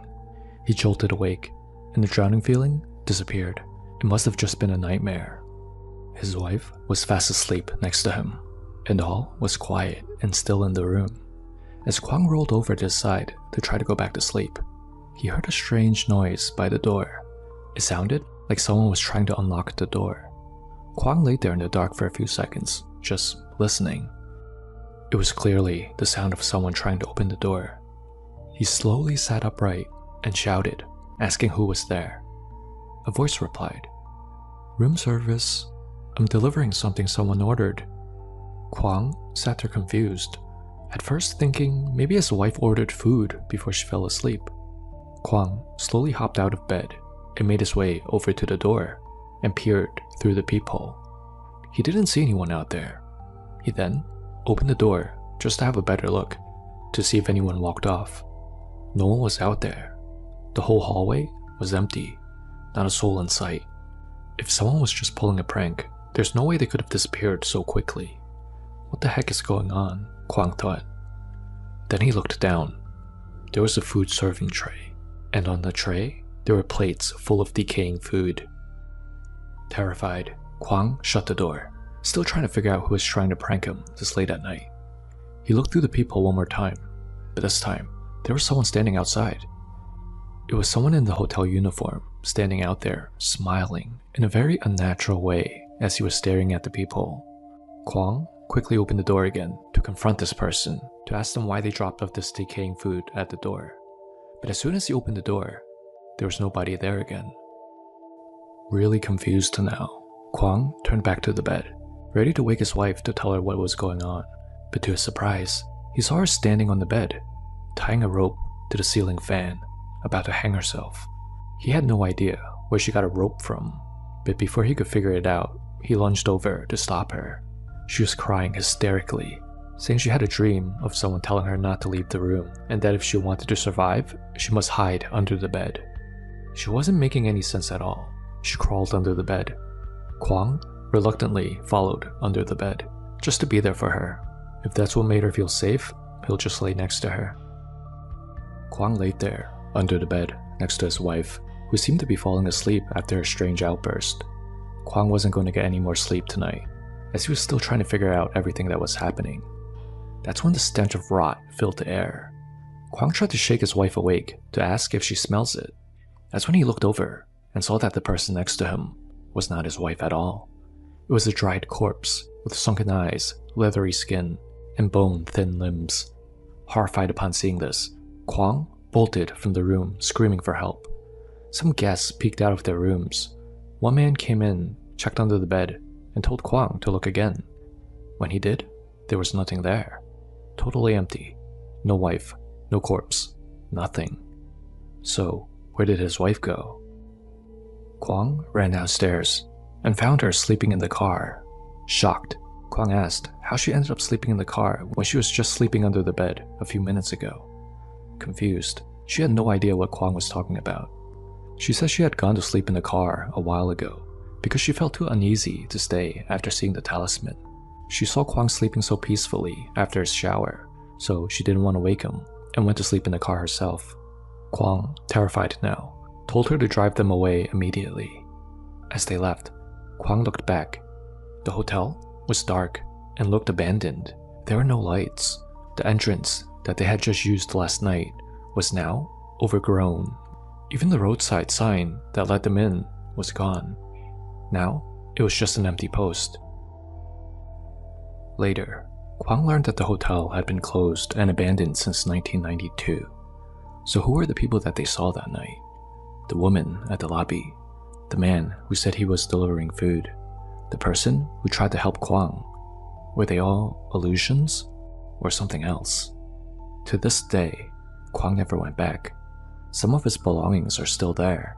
He left in such a hurry that he left his small bag of clothes and even his wallet. So, Hong Kong horror fans, what do you think happened here to Kwang and his wife? Before listening to what I think happened, please pause the video here and drop a comment on what you personally think happened. Alright, so what do I think happened here from a Chinese cultural perspective? There were a few key points in the story that lead me to believe that this hotel most likely had some unnatural deaths take place on the property before it was abandoned. Murder, accidents, and people ending themselves are common tragedies that occur at hotels. Even after it's abandoned, the hotel still retains these imprints of these incidents. We often say that buildings remember violent deaths. From Kwang's experience, it seemed that he ran into quite a few different spirits on the property. Some of these spirits could have been related to the original deaths that took place here. Some of the others could be totally unrelated and might not even have died at the hotel to begin with. They may have been attracted to the area after it was abandoned. Abandoned buildings often become magnets for wandering spirits. Do you know why this is? It's because of the energy. Abandoned places are usually very yin-heavy. It's dark, still, damp, and forgotten by the living. Yin energy attracts yin, so ghosts, especially wandering spirits that have no descendants to honor them, might move in. So what about the talismans that the old woman told them to take before they went to their room? You might be thinking, I thought ghosts are usually scared of these talismans. So why were there talismans in this hotel? Yes, you would be right. Real talismans are meant for protection. These are always drawn by a real Taoist or Buddhist master to ward off evil. In this case, I don't believe these talismans were real talismans, but rather inverted protection talismans or traps. Spirits sometimes mimic rituals of the living, reproducing things they once saw in life, like burning incense or posting talismans, but their versions are often twisted with yin energy. These talismans were most likely something called yamfu, yin talismans. This does the exact opposite of what a real protective talisman does. Instead of repelling evil spirits, it'll draw them in instead. What about the part with the strange hotel worker and the decaying food? When Kwang looked through the peephole and sees the hotel worker, that was a direct spirit confrontation. Zhongce. Peepholes and mirrors are pretty dangerous because they frame and focus yin energy. Looking through one is like inviting the spirit to lock eyes with you. The fact that Kwang opened the door again and no one was there is a concept called Guai Da Chang. He was seeing into the ghost's world, but that vision didn't exist in the physical space. If you recall from my previous episode, Guai Da Chang directly translates to ghost hitting the wall. It's a term used when you experience things like walking or driving somewhere, and then suddenly you lose your sense of direction. Or no matter how much you walk, you keep returning to the same spot. Also, when the road seems endless, signs disappear, or when you're doing something and suddenly you look at the clock and you realize that a bunch of time has passed, even though it only felt like a few minutes have passed. Ghosts are believed to be able to trap humans in loops, such as these. It's not hallucination, but a yin world overlay. You're still in the real world, but your senses are hijacked. Not to get too off topic here, if this ever happens to you, there are some traditional methods to break free from this illusion. You can turn your clothes inside out. This supposedly disrupts the illusion. If you have a lighter, light it, as fire represents yang energy. Or you could try placing a bit of soil in your mouth to ground yourself back to the living world. Alright, so going back to Kwang's experience.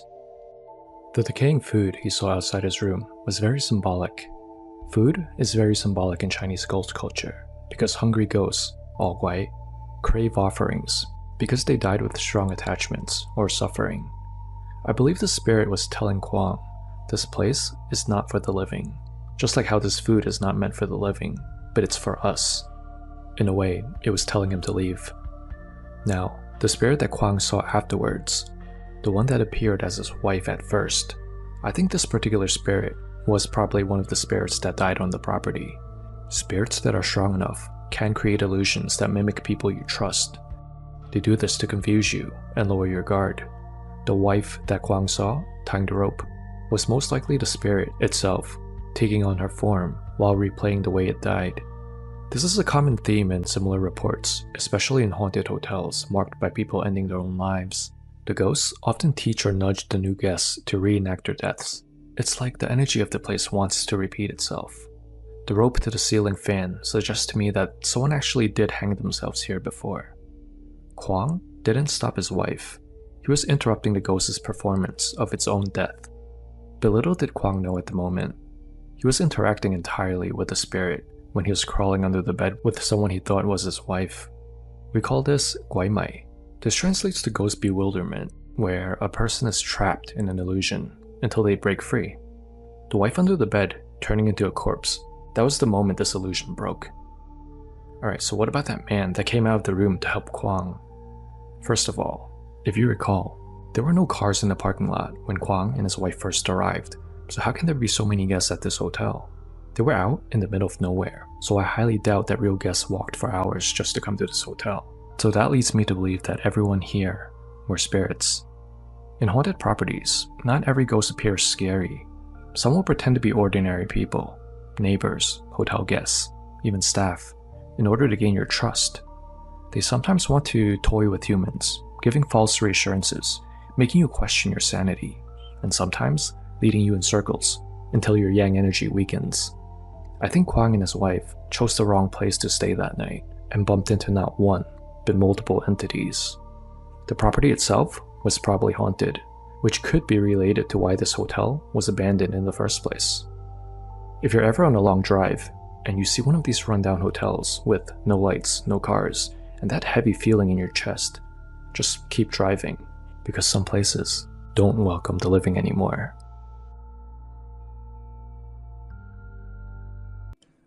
Welcome back. In tonight's episode, we're gonna go into the heart of Osaka, Japan, where something strange and deeply unsettling happened just a few years ago. So this story takes place in a well-known hotel, one whose name starts with the letter T. Locals whisper about it. Travelers leave with uneasy memories. So what happened there? Well, let's just say it's the kind of experience that makes you never want to stay alone in a hotel room again. Let's dive in. Back in 2019, a Japanese musician, we'll call him Paul, was in Osaka for a short business trip.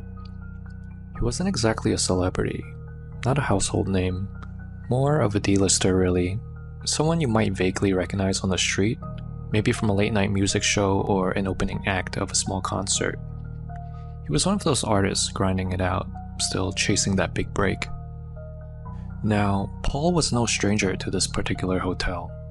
Every time he came to Osaka for work, he booked the same place, without fail. It wasn't fancy, but it was convenient. It was close to all of his favorite restaurants, and more importantly, just a short walk from the venue where he usually performed. On this particular trip, Paul didn't bother booking ahead of time. He figured he could just walk in and get a room, like he always did. But this time, things didn't go as planned.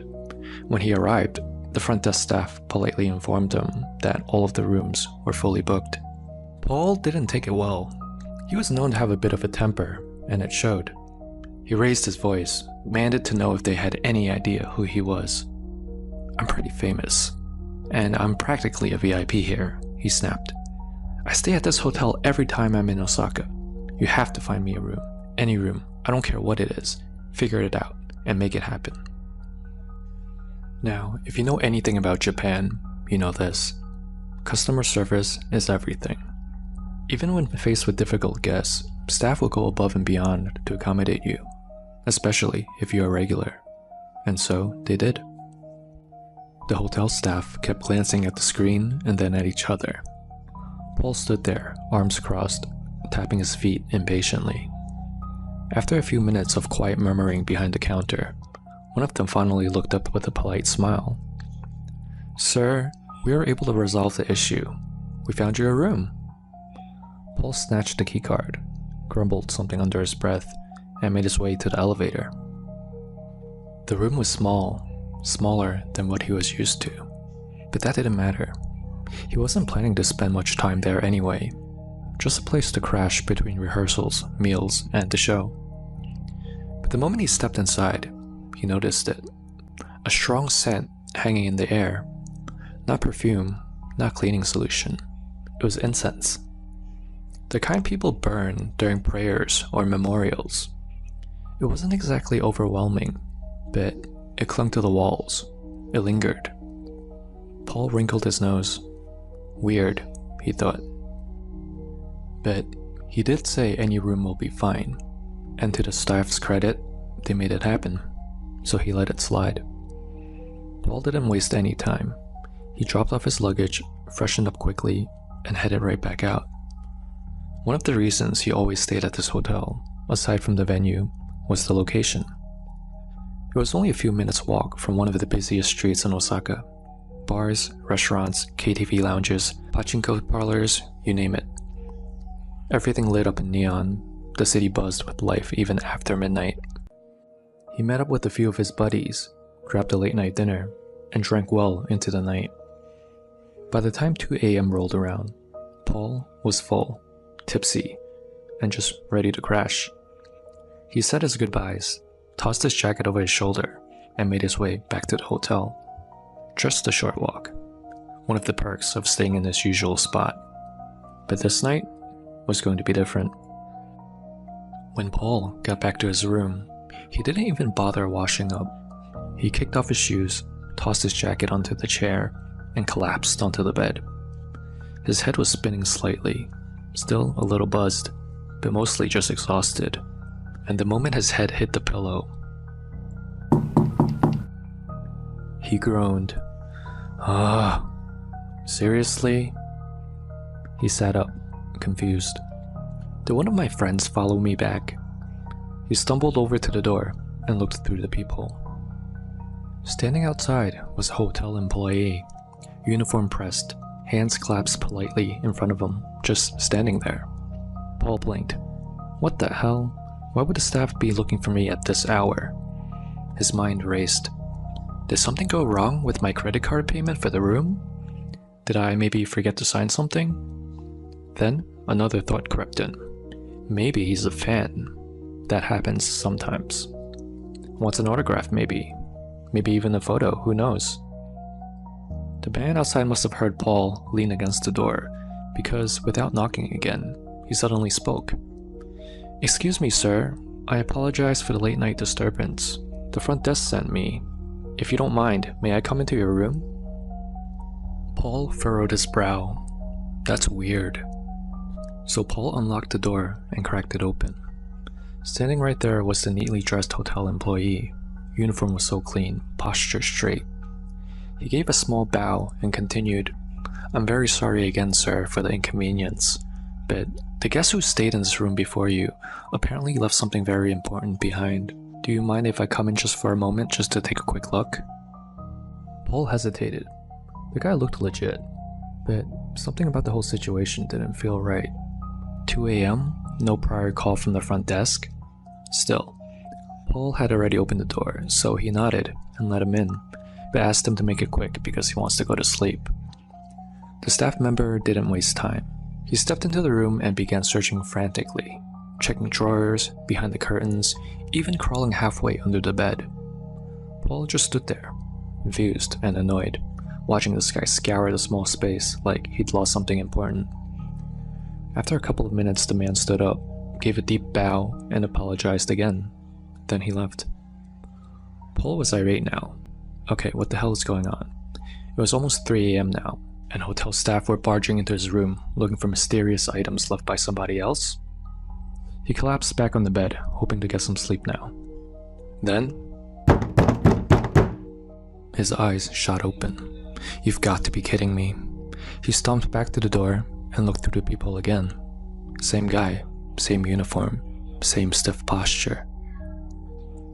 "Sir, I apologize. May I come in to look for something the last guest left behind?"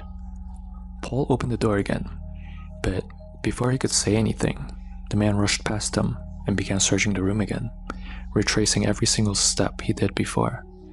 Under the bed, behind the curtains, every drawer, nothing. Another deep bow, another apology, and just like before, he left. Paul slammed the door shut and stood there, his hands clenched. Now he was pissed. "They're messing with me." That was the only explanation. He picked up the room phone and dialed the front desk, barking into the receiver. "Get someone up here now. I'm done playing games." 3 staff members arrived minutes later, all bowing deeply as Paul stepped out into the hall. "We're very sorry for the inconvenience, sir. How can we help?" Paul's voice cracked with anger. "Help me? Are you serious? One of your coworkers has come into my room twice in the middle of the night, barging in to look for some forgotten item from a previous guest. He didn't even wait for me to say yes the second time, he just rushed right in. What kind of manners is that?" There was a long pause. One of the staff, a younger man, looked up slowly and asked, "Sir, if you don't mind me asking, do you remember the color of his uniform? What color was his collar?" Paul blinked, caught off guard. "His collar? Green. Yeah, green." The staff exchanged glances. Then the younger man pointed to his own collar. It was red. "Sir," he said carefully, "we haven't used the green uniform in over a year. Our uniform colors were updated last spring. No one here on our staff wears green anymore." Paul frowned. "Okay, so what are you saying? That the guy who came in doesn't even work here?" Silence. "Are you telling me that someone off the street just walked into my room twice pretending to be a staff? Because if that's the case, your hotel has a serious security problem." None of the staff seemed willing to say anything. They just stood there, nervous, avoiding eye contact, as if speaking the truth would stir something up. But finally, the young man who asked about the collar spoke. His voice was low. "Sir, there was an incident in this room a few years ago." Paul narrowed his eyes. The staff continued. "A guest once claimed they lost something valuable here. It turned into a pretty big deal. Security was called, and the blame fell on the young staff member. It was his first job out of college. He was publicly scolded by the manager, humiliated in front of other staff and guests, and that night he came into this room and hanged himself." Paul froze. Since then, the staff member said, there's been reports. Guessing they've seen the same thing you pretty much told us just now. The staff was always polite, always apologetic. The young man lowered his gaze. That's why this room was closed off. We don't normally rent it out anymore. Today is actually the anniversary of the staff's death. This morning, monks came into this room and performed a cleansing ritual. Paul stood there, completely still. The scent of the incense. That's why it was there when he first walked in. It all made sense now. Without saying another word, he grabbed his luggage, slung his bag over his shoulder, and walked out of the room. He didn't even check out, he just left, because no amount of convincing, no proximity to bars or venues was worth spending another minute in that room. Sometimes, when a hotel tells you that they're fully booked, don't push it, because that last forgotten room they somehow found for you, it might have been left empty for a very good reason. Our second story also takes place in Osaka. Yujin, who wasn't originally from there, had just moved to the city for college. He grew up in a different prefecture, and while his family didn't have a lot, they always tried to support him as best as they could. Every so often, they'd send him a bit of money, just enough to cover rent, groceries, and maybe a few school supplies. But that was about it. He wasn't struggling, exactly, but there was never anything left over for fun. No nights out, no splurging on games or clothes, just enough to get by. One day his friend said something pretty obvious. Why don't you get a part-time job if you need the extra cash? At first, Yujin wasn't too keen on the idea. He had just started college and really wanted to just focus on his studies, but the thought lingered. Yujin had always been into fashion, like really into it, and as much as he tried to brush it off, the idea of being able to afford a few nice pieces of clothing now and then, it was really tempting. Eventually, he started thinking, maybe working a few nights a week wouldn't be so bad after all. So Yujin asked his friend, okay, but what kind of part-time job would even be worth it? I need something flexible, something that won't mess with my classes. That's when his friend leaned in a little and said, well, there's this app. Yujin raised an eyebrow. It's kind of weird, but you can rent yourself out as a boyfriend just for the day. Apparently, it was mostly older women using it. They pretty much pay to have a younger guy keep them company. They would take you out to dinner, take you to go shopping, maybe just walk around town for a little bit. And the pay? It's not bad at all. Whatever happens after that, his friend added, it's totally up to you. But honestly, most of the time, it's just dinner and a few hours of chatting. That's it. Nothing sexual. It sounded strange, but also kind of harmless. And for someone like Yujin, who was quiet, polite, and pretty well dressed, it didn't seem like the worst idea. Later that night, back at his dorm, Yujin couldn't stop thinking about this app. How much could you really make doing something like this? He started doing some digging, went down a bit of a rabbit hole, scrolling through forums and message boards where real users shared their experiences. And that's when things got really interesting. One guy wrote about giving a shoulder massage to a client, nothing more, and walking away with 40,000 yen. That's almost $400. Another said just going out to dinner earned him 17,000 yen, and the meal was completely free. But the one that really caught Yujin's eye was a post where a woman had offered a deal. If you spent 2 hours with her, just dinner and a chat, she would let you pick out anything you wanted to buy, up to 60,000 yen.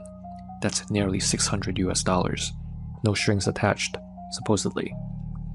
It all sounded almost too good to be true. There were a ton of posts like that. Some people made even more. Yujin kept scrolling, eyes wide. For a broke college student, this was kind of a goldmine. No hard labor, no weird contracts, just hang out with someone for a few hours. Be polite, listen, smile, maybe give a massage if they ask nicely. But even that wasn't expected most of the time. And best of all, no strings, no pressure, and definitely nothing sexual. Just time, conversation, and free food. Honestly, it seemed like the perfect side hustle. By the end of the night, Yujin was sold. He thought to himself, why not? What's the worst that could happen? Yujin had always been told he was a good-looking guy. Sharp features, clean style, and kind of a quiet confidence that people naturally gravitate towards. But he never actually imagined that this would become a side hustle for him. Within just a few weeks of signing up, he was already getting tons of bookings. 10,000 yen here, 15,000 there. It started adding up fast. And with each successful session, Yujin found himself getting more comfortable, even confident. He started carving out more time in his schedule, taking on extra clients whenever he could. The income was steady, the work was easy, and before long, he was hooked. For the first time since moving to Osaka, he felt like he was really living, eating well, dressing better, even saving a little on the side. As the weeks went by, Yujin started getting pickier with his bookings. He proved himself on the app and had good ratings, good manners, and now he only took the higher paying offers. And then, one evening, a new message came through. One that made his jaw drop. "I'm a single woman, approaching 60 years old. I would love to book you for 3 hours. I want you to come to my house and cook for me. After we eat, I would like us to take a nap together. Don't worry, nothing sexual. I will pay you 300,000 yen if you accept." Yujin's eyes practically popped out of his head. 300,000 yen. That's almost 3,000 US dollars. For 3 hours, he replied instantly. There was no location listed on the client's profile, so he asked, "Are you located in Osaka?" The client responded, "Yes." But after chatting a little more, it turned out that wasn't exactly true. They were about 2 hours outside of the city. Pretty far, honestly. But for that kind of money, Yujin figured he could take the bullet train, maybe even stay somewhere overnight if he had to. It was a lot for one job. He agreed. That's when things started to feel a little off. Instead of sending him a location, or a pin, or some kind of address, the client replied with something unexpected. A photo. It was a hand-drawn map, step-by-step directions from the nearest train station from her house, sketched in pencil on lined paper. Who still hand-draws maps these days? There were little arrows, labels like turn left at the stone lantern or turn right at this location, and even a note that said, "If you reach the rice field, you've gone too far." Yujin just stared at it for a while, confused. Why not just send a Google Maps link? He figured maybe it was because she was older. Maybe she didn't know how to use smartphones very well. It was odd, sure, but 300,000 yen was a powerful motivator. So he shrugged it off. Probably just a harmless old lady, he thought. What's the worst that could happen? The next day, Yujin packed a small bag and headed out. He took the train to the station that the client had mentioned, some rural stop way out in the countryside. Once he arrived, he pulled out the photo of the hand-drawn map on his phone and began to follow it. At first, it seemed kind of charming, but after a while, it just started to drag. The roads were so long and narrow and dead quiet. No shops, no people, just endless stretches of empty land and scattered trees. It felt like he had been walking for hours. At one point, he muttered under his breath, "Where even is this place?" Just as he was starting to wonder if maybe he took a wrong turn, the final landmark on the map came into view. A crooked wooden sign with faded writing, just like it was drawn. He looked up, and there it was. Behind tall stone walls covered in creeping ivy was a massive house. More than that, it was a mansion, hidden all the way out here in the middle of nowhere. Yujin blinked, stunned. He wasn't sure what he expected, but it definitely wasn't this. Yujin walked up to the front gate and pressed the doorbell. A few seconds later, the intercom crackled to life. A woman's voice answered, calm and gentle. "Hello?" "Hi, I'm Yujin," he said. There was a pause. Then, she replied, "Oh, you're finally here. I've been waiting all day for you." Yujin hesitated for a second. The way she said it wasn't creepy exactly, but it felt strange. Before he could respond, she continued, "Please, come in. Just push the gate open, it's not locked." He reached out and gave the gate a gentle push. Sure enough, it creaked open without resistance. He took a deep breath and stepped inside. As Eugen approached the front door, it opened before he could even knock. Standing there was a woman. She had told him that she was approaching 60 and didn't give him her exact age, but looking at her now, Eugen was surprised. She didn't look a day over 45. She was elegant and well-dressed, and clearly someone who took care of herself. She smiled warmly and stepped aside. "Welcome, please come in." The inside of the house was incredible. It was spacious, pristine, and quiet.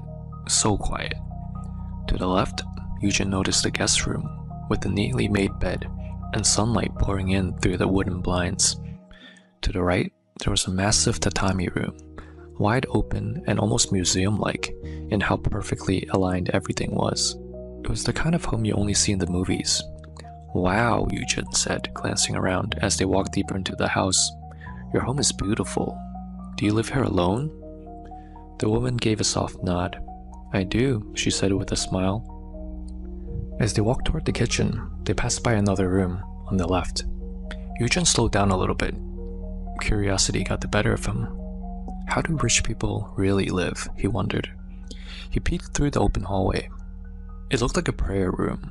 The lights were dim, but inside was a stunning altar. Intricately carved, polished to a soft glow, with a large statue of the Buddha sitting at the center. Incense sticks sat in the holder, long burned out, and golden ornaments framed the shelves. It was beautiful. Wow, Eugen thought, this is next level. But then, something caught his eye. Right in the center of the altar, just beneath the Buddha statue, was a framed photo that caught his attention. But the longer he stared, the more his chest tightened. It looked like him. Same hair, same face, same facial structure. Eugen's heart skipped a beat. Is that me? He thought. No, it can't be. It just looks like me, right? The more Eugen thought about the photo, the more uneasy he felt. His mind raced. Was that really me? Am I overthinking this? But no matter how he tried to reason with himself, that sinking feeling wouldn't go away. Still, he couldn't show it. The woman was standing right there. He forced a smile as she looked at him and said cheerfully, "Take a seat. I'll grab the groceries." Eugen nodded and sat down on the couch, doing his best to act normal. He glanced around the living room. Everything perfectly arranged, like a model home. But even in all that beauty, something about the place felt off. Too quiet, too still. A few minutes later, she returned with 2 large bags of groceries and laid everything out on the kitchen counter. Then she smiled and said, "All right, we can start now." That was part of the deal after all. So Eugen stood up, shook off that feeling in his gut, and made his way to the kitchen, trying to pretend nothing was wrong, even though every instinct in his body was screaming otherwise. At this point, Eugen had one thing on his mind: just cook the meal, eat it, receive his payment, and quickly get out of there. He moved quickly around the kitchen, trying to focus on chopping vegetables, boiling the water, and just anything to keep his thoughts busy. Behind him, he could feel her presence. She was sitting quietly on the couch in the living room, just a few meters away, watching him. Not talking, just watching. Eugen tried not to look back, but he could feel her eyes on him, the weight of her gaze following his every move. He forced a smile once or twice, just to be polite, but she didn't say anything in return. She simply sat there, hands folded in her lap, her expression unreadable. The entire time Eugen was cooking, his thoughts kept drifting back to that photo. It looked so much like me. Too much. He kept replaying it in his head, the face, the angle, the way it sat on that altar. By the time he finished plating the food and brought it out to the dining table, he couldn't take it anymore. She was sitting quietly, still smiling, still so polite. And maybe that's what gave him courage to ask. He sat down, took a deep breath and said, "Sorry ma'am, I didn't mean to peek earlier, but I noticed that on the altar in that room, there was a photo on it. It looked really similar to me. Is that me or Do you happen to know someone who looks a lot like me? The woman paused, her smile softening into something distant. Then, in a calm tone, she replied, "That's my son." Eugen blinked. She went on, still composed, still gentle. "He was about your age when he passed away due to an illness. I really miss him terribly. Still do. But one day, I was scrolling through that app, and I saw your profile picture. And for a moment, it felt like I was looking at him again." She looked at Eugen with a kind and sad warmth. "That's why I asked you here. I wanted to share a meal, lie down for a while, and just feel like I had my son with me again. Just for a few hours." She bowed her head slightly. "I'm sorry if that's strange." At first, Eugen felt a wave of guilt. Maybe he had overthought everything. Maybe this was just a grieving mother trying to feel close to her son she lost. It was a tragic story. A little odd, but understandable. Maybe I'm just being paranoid, he thought. But even as he tried to convince himself, something didn't sit right. The way she talked about her son's death. So calm, so composed. And then, that smile. It wasn't warm. It was broken. It was just off. Subtle, but wrong. After dinner, the woman stood and smiled at him again. "I'll take care of the dishes," she said. "You can just relax a bit." Eugen nodded and stayed seated on the couch, still uneasy. As she moved to the kitchen and began rinsing the plates, Eugen quietly pulled out his phone. He went to a website he had heard about, one that lists homes in Japan where deaths have occurred. It's a public database, updated regularly. All you need is the address. He typed it in, and then, there it was. This house was listed. He tapped to expand the details. His eyes scanned the screen and froze. Cause of death. Mother with psychological history murders son with kitchen knife. Deemed mentally unfit to stand trial. Not incarcerated, still residing at the property. Eugen's stomach dropped. It all made sense now. Why she didn't give him an address. Why she hand drew a map. She didn't want him looking up any information about the home beforehand. He stood up, heart pounding. Didn't say a word. He walked straight out of the house, through the quiet hallway past the heavy front gate and down the long empty road. He didn't care about the payment anymore. Eugen never went back on that app again. Not after that. And from that day forward, he never ignored that uneasy feeling in his gut.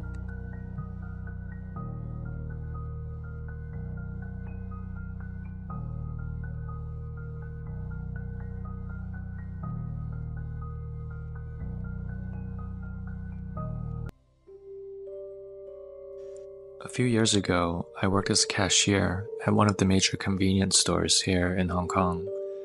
The store was open 24 hours a day, and I usually worked the night shift.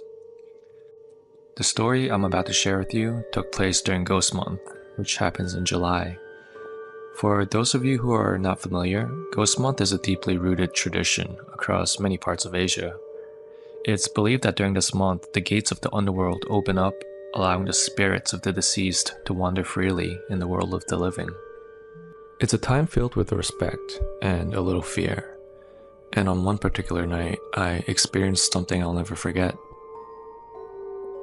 That night, I was working with my usual coworker, Sally. It was just the two of us. Our shift started at around 10 p.m. and it ran until 8 a.m. the next morning, a schedule that I was already very familiar with. In fact, I had worked so many nights with Sally that we both preferred the night shifts because it was usually quieter, slower, and honestly, it just suited us. Most nights, the store stayed pretty empty. Once in a while, a few late-night guests would wander in for snacks or cigarettes, but for the most part, it was so quiet that Sally and I would sometimes take turns napping in the back room while the others stayed up to man the register. It wasn't a bad setup. The slow hours gave me time to read, catch up on books, or just work on little personal side projects while the city slept around us. It was peaceful. At least, it usually was. A little while later, on this night, a young woman came into the store. I glanced up from my book and out of habit, I said, "Welcome." She looked like she was probably in her early 20s. She was dressed pretty normally, nothing that really stood out. She wore a simple white blouse and a pair of khaki pants like a young professional. I figured she probably stayed out late for a work function or something like that and is probably coming in for some water or juice. She didn't say anything back as I said welcome. She just quietly made her way toward the back of the store, over to the fridges where we kept the cold drinks. I didn't think much of it. I just shrugged it off and went back to reading my book. But I could hear her pacing lightly in the back for a few minutes. It sounded like she was just trying to decide what she wanted to buy. Maybe a late night soda or tea, nothing unusual. But then, without buying anything, she just simply walked back out of the store again, silent. She didn't say anything at all. I just brushed it off again. She probably changed her mind about getting anything and went back to my routine. About half an hour later, though, she came back in. Same young woman, same slow, quiet walk through the door. I greeted her again. "Welcome." Still no response. And just like before, she drifted toward the back of the store, back to the refrigerators. She moved almost exactly the same way, wandering near the cold drinks. I was looking at her now, and I noticed something strange. She wasn't really looking at anything. It was more like she was just standing there waiting for someone or something. Just to make sure everything was alright, I put my book down, stood up, and walked to the back of the store, where she was still quietly lingering near the fridges. I approached her and asked her politely, "Is there anything I could help you with? Or if there's anything I could help you find tonight, please let me know." I also told her that I noticed she came by earlier, so I figured she was probably looking for something specific. She didn't react right away. For a few seconds, she just stood there, almost like she didn't hear me. And then she finally looked up and smiled at me, shyly, and said, "Oh, sorry, I'm actually not trying to purchase anything tonight. Honestly, I'm just here because I'm waiting for my boyfriend. He's across the street right now playing video games at the internet cafe. He doesn't know that I'm waiting for him, so I've just been roaming around, killing time. I hope that's okay if I stay here for a bit." I appreciated her honesty, so I smiled back and I said, "Oh sure, that's no problem at all. It's dark out. It's probably safer for you to just wait inside anyway. Take your time." So she nodded and lingered back by the shelves near the fridge, standing there quietly as she waited. Since we had someone else in the store now, I didn't feel right just sitting down and reading my book again. It would look bad if a customer saw me slacking off, so I decided to find something work-related to do.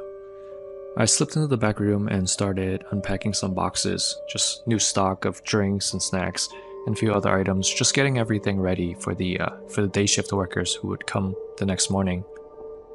Sally was still sleeping in the break room, curled up pretty peacefully, and I didn't want to wake her, so I moved as quietly as I could as I was unpacking boxes, just slowly, one by one. The store was so quiet. You could hear the rustle of the packaging and the low hum of the refrigerators, but those were pretty much the only sounds in the whole store that night. I wrapped up in about 40 minutes or so. No other customers had come in during that night, and the store stayed pretty eerily quiet. I headed back up to the front by the seat, by the register, and the girl was still there.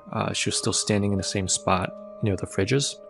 She was still waiting, standing super still just like before, and it doesn't look like she moved at all.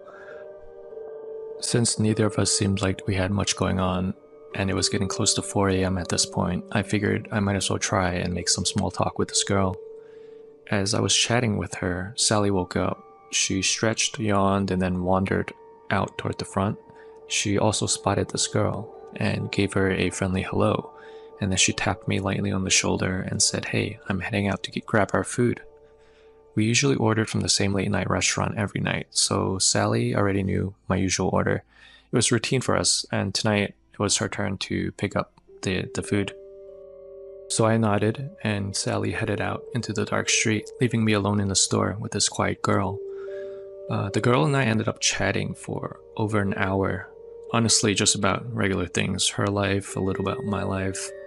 and it was actually really easy to talk to her. We were around the same age. I think she was in her 20s, as was I, and it just felt comfortable, casual. She told me she worked at a clothing store not too far from here, and I smiled and I said, "Oh, I'll look for you one day. We should hang out sometime." But then that's when she looked down at her feet and just quietly said, "Oh, you won't find me." I just stood there for a little bit and I blinked because it was such a strange response. Why wouldn't I be able to find her?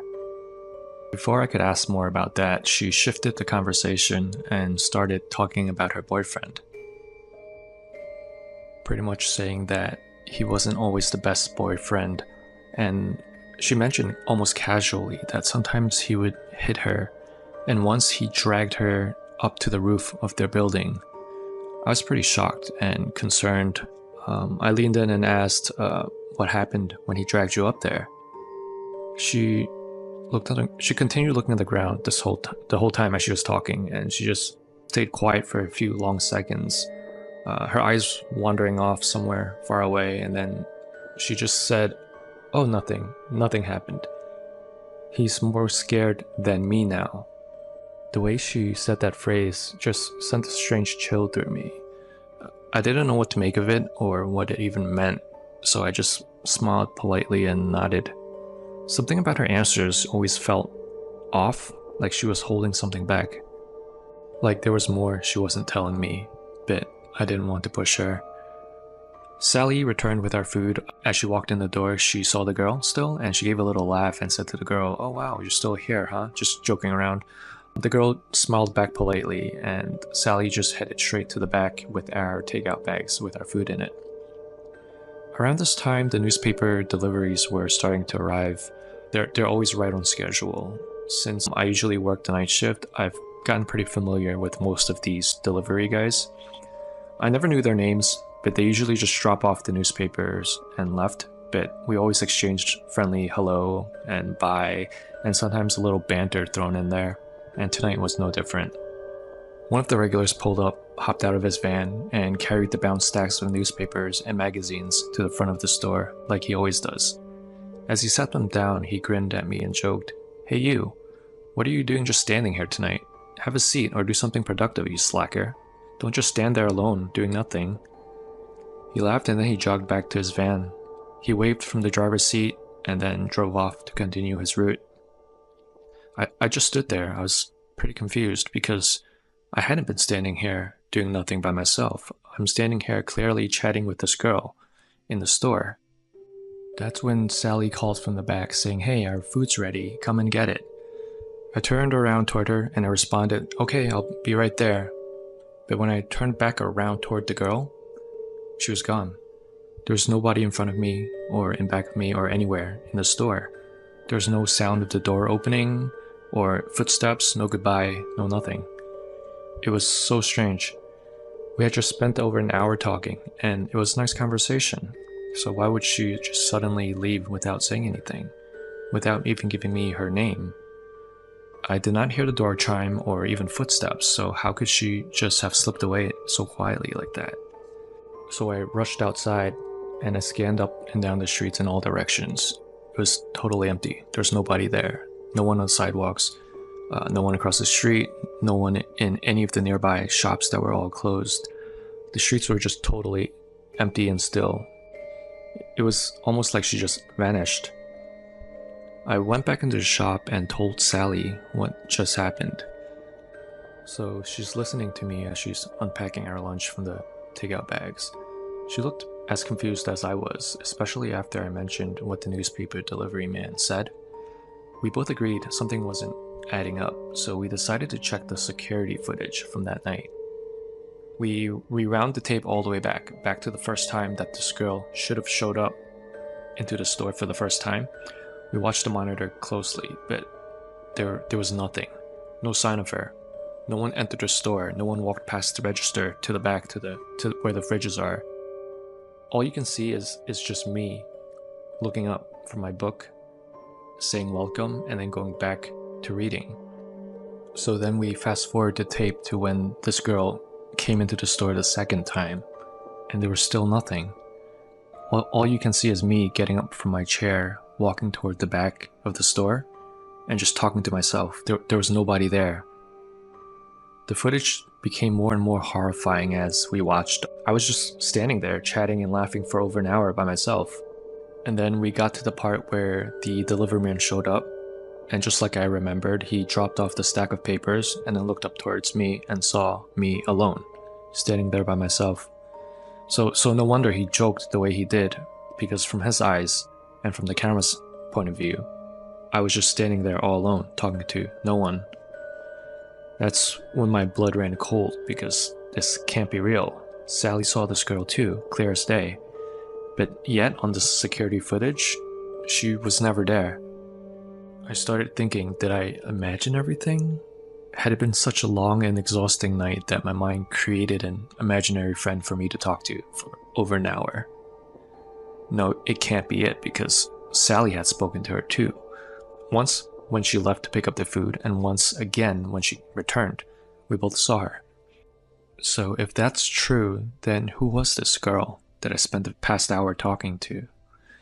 As I sat there trying to make sense of it, another memory crept up in my mind. A few months earlier, not too far from the store, maybe like a 5-minute walk, I had seen a couple fighting on the street one late afternoon. It was a loud and ugly scene. A whole crowd gathered to watch.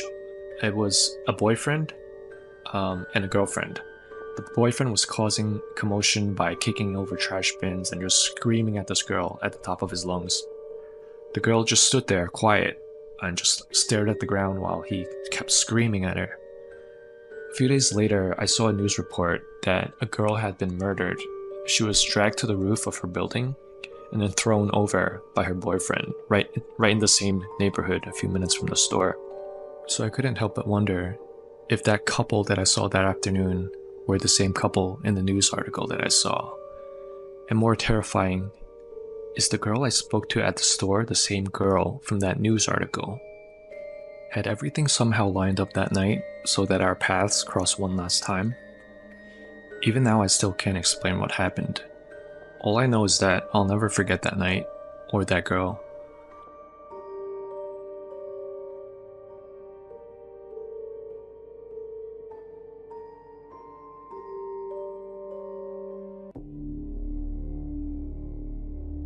Hey everyone, welcome back to another episode of Hong Kong Horror. I'm your narrator, Simon.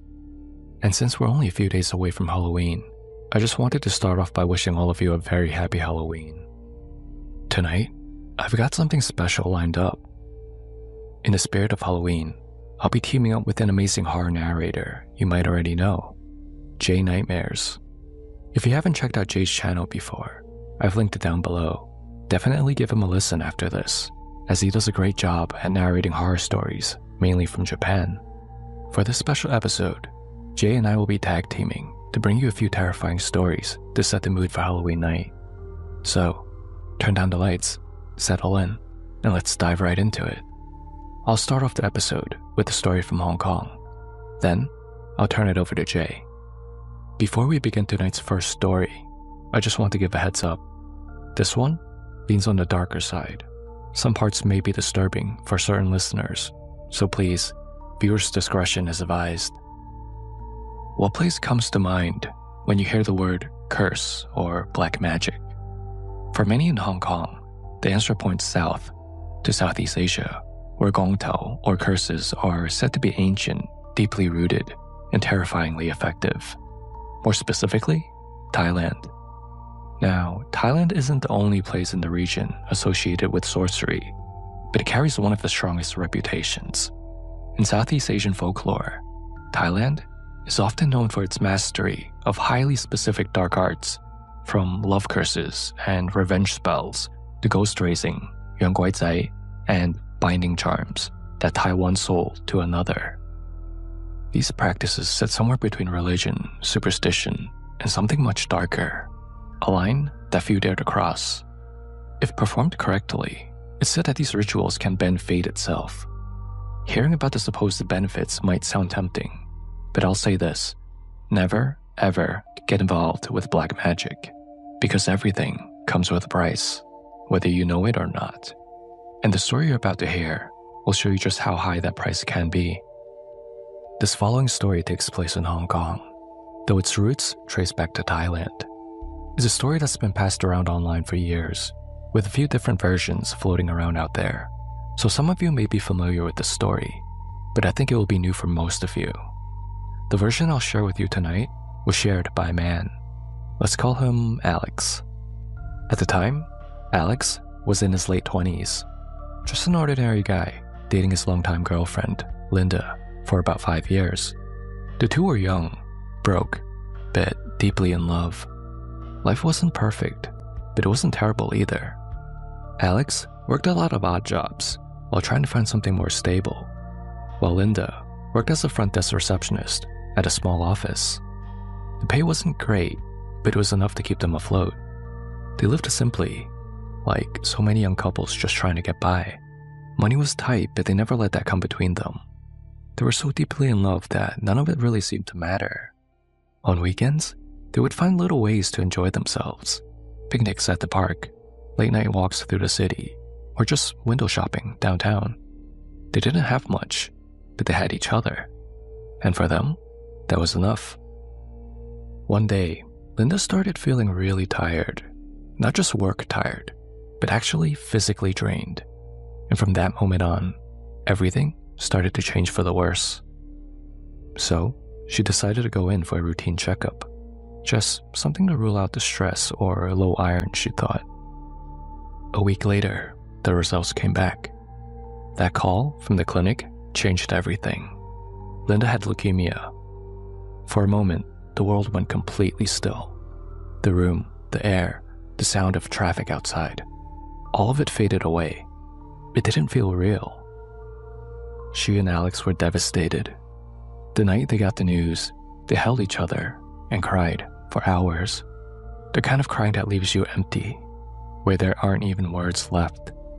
But when the tears finally stopped, they made a quiet promise to fight it together.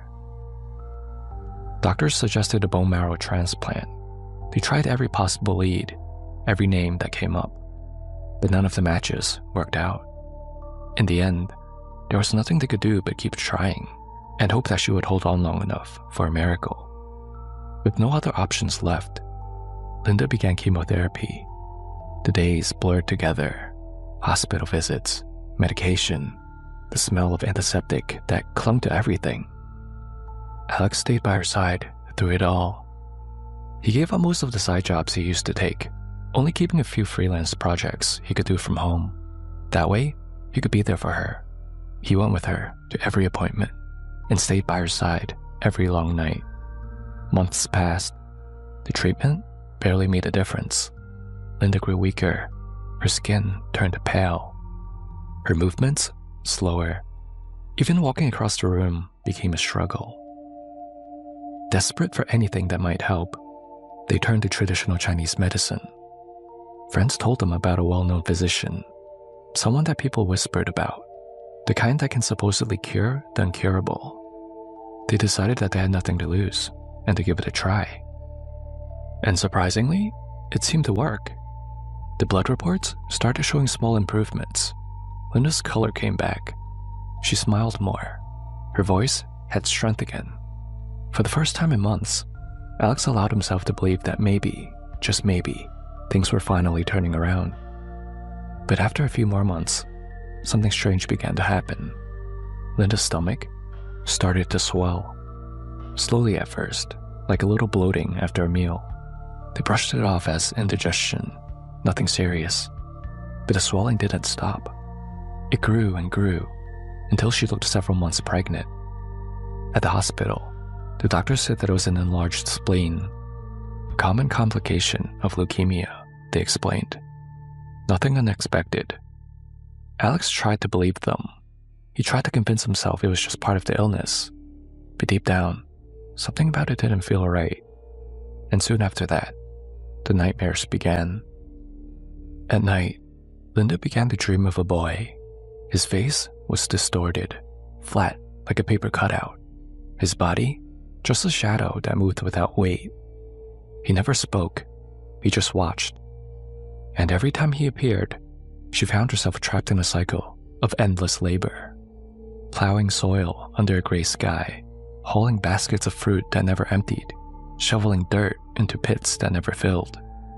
When she woke up, her whole body ached. Her hands trembled as if she had really been working for days. The exhaustion went deeper than her bones. It hollowed her out. Alex told himself it was stress, a side effect of the illness. But as the dreams grew more vivid, he started to wonder. Through a friend's referral, he found a local medium, someone known for her uncanny accuracy. He brought Linda with him to see her one afternoon, and what the woman said next left them both speechless. "There's a spirit of a little boy in your home," the medium said softly. "He's the child your mother never gave birth to. He would have been your older brother." Linda froze. She had no idea what this woman was talking about. Her mother had never mentioned anything like this. That night, she called home. At first, her mother denied it, but as the silence stretched, her voice began to shake. Finally, she admitted the truth. Years ago, before Linda and her sister were born, she had been pregnant once before, but the baby hadn't made it. Linda's mother explained that at the time, she and Linda's father weren't ready to raise a child yet. They were struggling financially, and the decision was made to end the pregnancy. That night, Alex couldn't shake a thought from his mind. Could the boy in Linda's nightmare actually be that child? The spirit of her mother's unborn son? Now a spirit twisted and trying to reach her from somewhere else? Through a friend, Alex was introduced to a Thai master living in Hong Kong, Master Gap. Master Gap was known for his involvement in an ancient practice known as Yang Guai Cai, raising ghosts. If you've listened to some of my previous stories, you might remember this is a dark art where a practitioner binds and controls the spirits of the dead, often children, fetuses, or restless souls, and keeps them as servants. Some use them for protection or wealth, others for spying, or worse. In Master Gap's case, he used them as scouts, spiritual messengers that could see what ordinary people couldn't. After listening carefully to Alex and Linda's situation, Master Gap performed a short ritual. His voice stayed calm, but his expression darkened. Through the visions of his spirits, he confirmed there really was a little boy in their home, most likely Linda's aborted brother.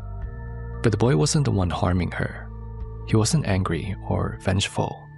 He was simply there, confused, and caught in something far beyond his understanding. The real danger, Master Gap said, was something else. Something hiding behind the boy's presence, using him as cover. Whatever was behind it didn't want to be seen. Master Gap couldn't yet identify who or what it was, but he promised to help. He prepared the talisman for Linda, drawn with red ink and strange markings, and instructed them to place it beside her pillow that night. "Leave it there," he told them. "Let it work while you sleep. Come back in a few days." That night, Alex and Linda followed his instructions exactly. They placed the talisman on the nightstand by her bed, and when they turned off the light, the room felt completely silent. That night, for the first time in weeks, Linda slept peacefully. The boy didn't appear. The nightmares, the endless fields, the shovels, the pain, were gone. But something new took its place. In her dreams, a woman appeared instead. She didn't force Linda to work. She didn't speak at first. She simply walked beside Linda, through quiet places Linda had never seen before. Endless fields, a riverside under moonlight, grassy hills stretching toward the horizon. They sat together, side by side, watching the fields sway in the wind. The air felt calm, almost gentle.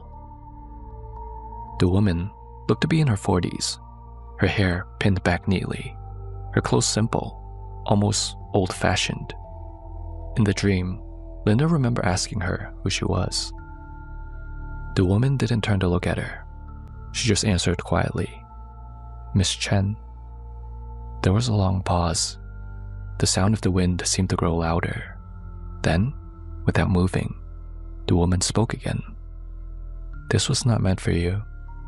I know you are innocent, and I'm sorry for what's happened. You are innocent, just like my daughter was. I'm only here to collect my debt." And with that, the dream ended. Linda woke up suddenly, her heart racing. The next morning, she and Alex went back to see Master Gop. With the talisman now in place, Master Gop's spirit children, his Guaizai, were able to see more clearly, and the truth began to surface. Back in the 1960s, there had been a family, the Chens. They were wealthy traders in mainland China. One night, Linda's father and several of his friends kidnapped Mr. Chen, forcing him to smuggle them across the border into Hong Kong. Afraid of being caught and punished for it, Mr. Chen fled with his wife and young daughter. But the journey didn't end well. Mr. Chen died while they were on the run. Not long after, their daughter also passed away.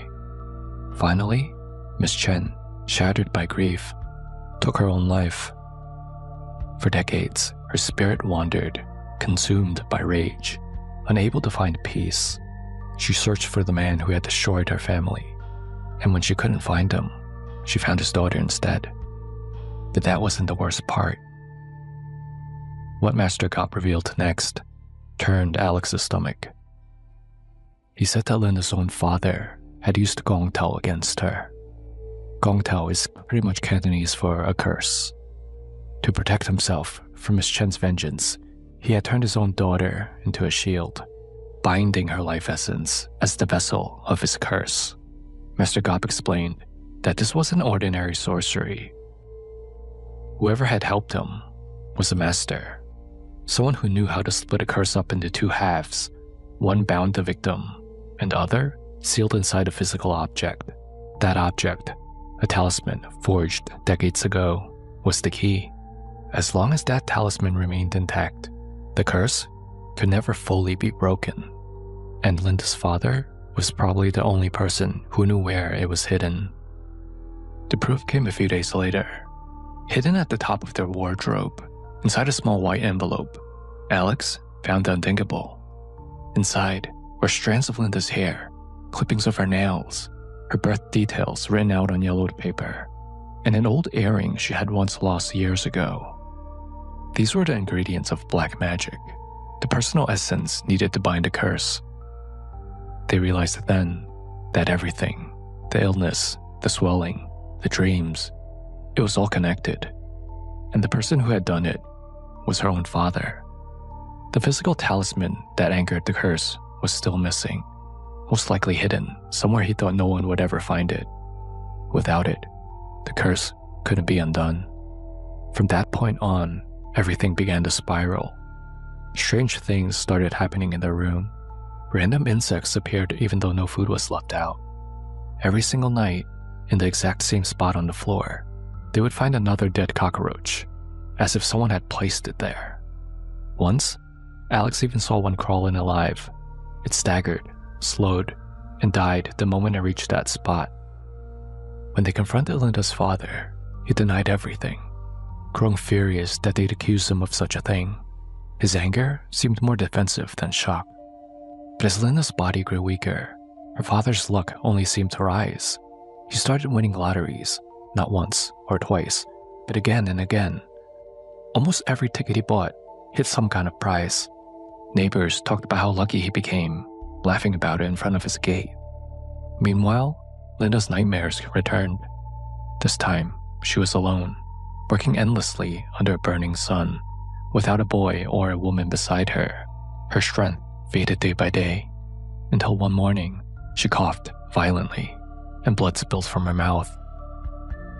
Alex rushed her to the hospital, but deep down, he knew something far beyond medicine had taken a hold of her. In the hospital, Linda told Alex something that made his blood run cold. When she was little, her dad once brought her to see a strange man. The room had been dark, lit only by a single lamp. She remembered incense smoke hanging in the air, and the man murmuring words she couldn't understand. He had tied something around her wrist.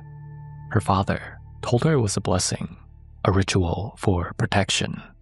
She believed him. He was her dad. But now, lying there on the hospital bed, the memory felt different. Alex's expression hardened as she spoke. Whatever this curse was, it seemed that her father had set it in motion long before any of this began. Despite all of Alex's efforts, the talismans, the prayers, the sleepless nights, Linda's body couldn't hold on any longer. When the doctors called for her family, she broke down crying because she finally understood the people who should have protected her were the ones who had betrayed her. Linda didn't survive. So, what do you guys all think happened here? Please pause the video here so you can share your thoughts in the comments below. Alright, so what do I think happened here from a Chinese cultural perspective? This one is a very heavy one, and it goes pretty deep, so I'll try my best to break it down from my perspective. But before I dive into my breakdown, I want to start off with what I think will happen to Linda's father for his heinous actions against his own daughter. I know many of you are probably disappointed that he didn't get the punishment he deserved, but in Chinese belief, particularly Buddhist-influenced thought, every action carries karmic consequences. A heinous act, especially one involving cruelty, betrayal, or harm towards others, especially your own family, creates extremely heavy negative karma. That karma isn't instant, but it will always return. It might manifest as illness or madness before death, or misfortune that destroys his remaining descendants. In other words, his own fate and that of his own lineage would become cursed or doomed to misfortune until balance is restored. After death, he would face Sim Lo Wang, the king of hell who presides over the 10 courts of Diyu. Each court deals with a different type of sin, and his punishment would depend on what he did. For acts of extreme moral corruption, especially harming kin or committing spiritual transgressions, he would likely be judged in one or more of these. The 5th court, son of the king Yama, for betrayal and moral crimes. The soul is dragged by Otomamin, ox head and horse face, and thrown into boiling oil or flayed alive. The 7th court, for destroying family harmony, punishment in the mountain of knives. Or the 10th court, where his final reincarnation would be downgraded to the lowest life form or denied rebirth entirely, Wing But Su Sung, never to reincarnate. In many folk beliefs, such souls become wandering ghosts, Guan Ye Gui, eternally starving, unable to find peace or return home. And now, let me move on to my breakdown of this story. From a Chinese cultural and Taoist Buddhist lens, using Gong Tao or any sort of black magic to manipulate fate is considered extremely taboo because it interferes with the balance of heaven, earth, and man. Tin Dei Yan.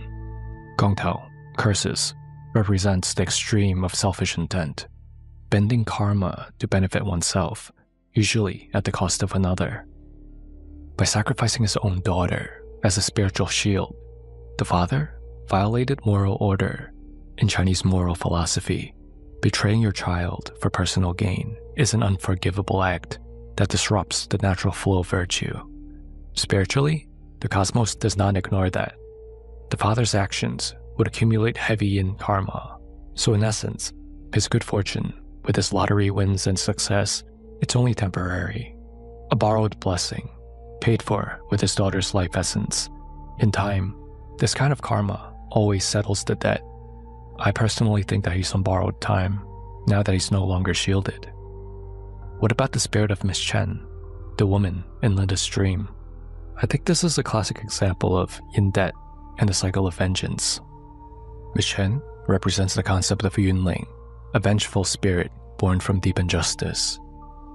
In Chinese ghost lore, spirits like her don't move on because the resentful energy outweighs all other emotion. However, notice how she tells Linda, "You're innocent, just like my daughter was." That line shows moral awareness. She's not a mindless ghost. She's still bound to retribution, but she recognizes innocence. Her haunting is not a personal revenge, but a settling of a karmic debt. By harming the Chen family in life, Linda's father created an energetic bond between their bloodlines, a yin debt, when he later tried to shield himself with Gong Tao magic. That debt didn't disappear, it redirected to the next of kin, Linda.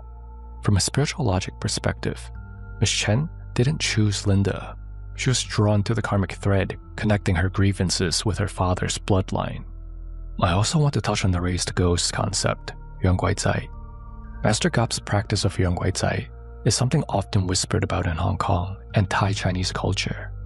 It's a morally great art, but not always evil, but dangerous because it manipulates yin energy and the natural cycle of death and rebirth. His Guai Zai, spirit children, act as spiritual scouts, but in Buddhist terms, controlling wandering souls instead of releasing them creates karmic imbalance. Even though Master Gop helped, his role symbolizes how humans meddle with forces that are supposed to remain unseen. I've covered this topic in prior episodes already, so to avoid being repetitive, I won't go too much deeper on this practice. What about the spirit of Linda's brother? The medium, and later Master Gop's spirit scouts, both confirmed that the spirit of Linda's unborn brother was genuinely present in her house. But he wasn't hostile, he was used.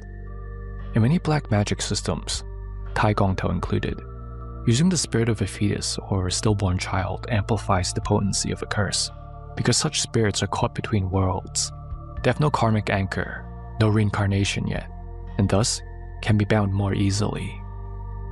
So Linda's father, most likely either knowingly or through the original ritual, bound his own unborn son's spirit as part of this curse's construction to anchor it to the bloodline.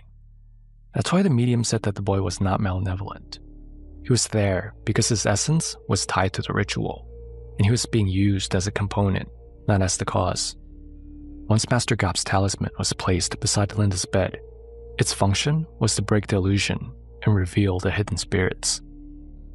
That's when the spirit of the boy vanished from Linda's dream, because the disguise has been disrupted, and that's when Miss Chen appeared in her true form. This shows that the spirit of her brother was just a decoy to conceal the true spiritual source. The boy's spirit was bound, a passive participant, acting like an energy node in the curse. The real force behind the haunting was Miss Chen, whose vengeance has been redirected to Linda through her father's dark ritual. This might be a little confusing, so let me summarize it in simpler terms.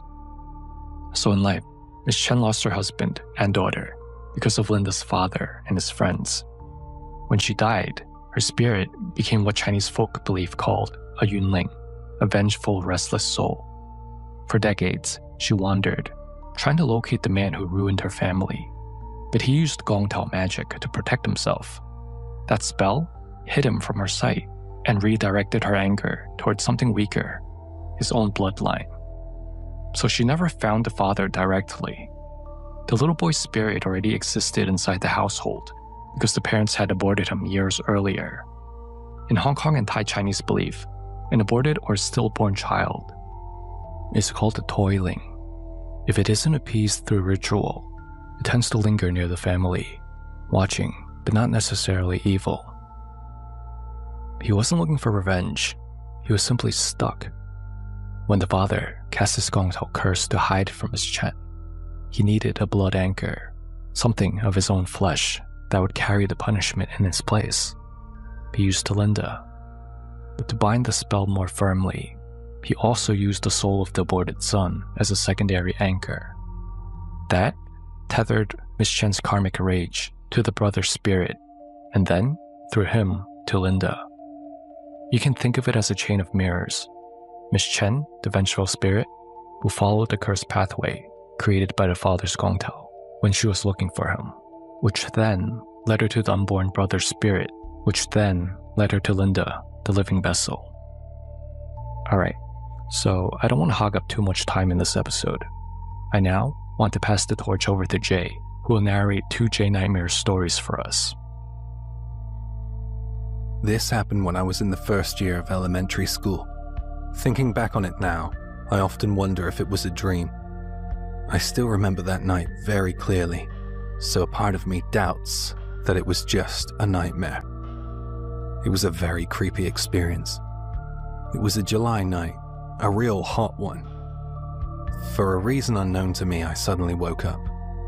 I looked at the illuminated numbers on the alarm clock and saw that it was just after 3 a.m. Ever since I was little, I had an interest in ghost stories, and at every opportunity, I tried to watch anything mildly spooky on TV.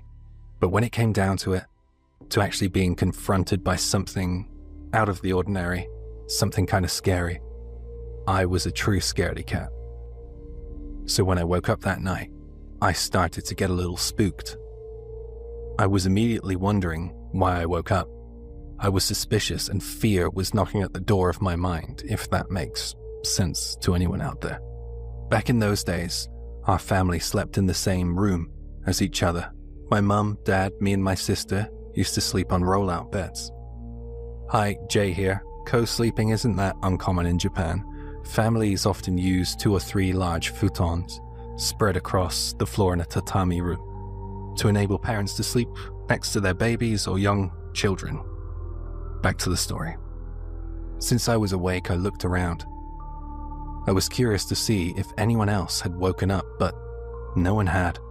It's quite a lonely feeling as a child when you know that you're the only one awake at night, isn't it?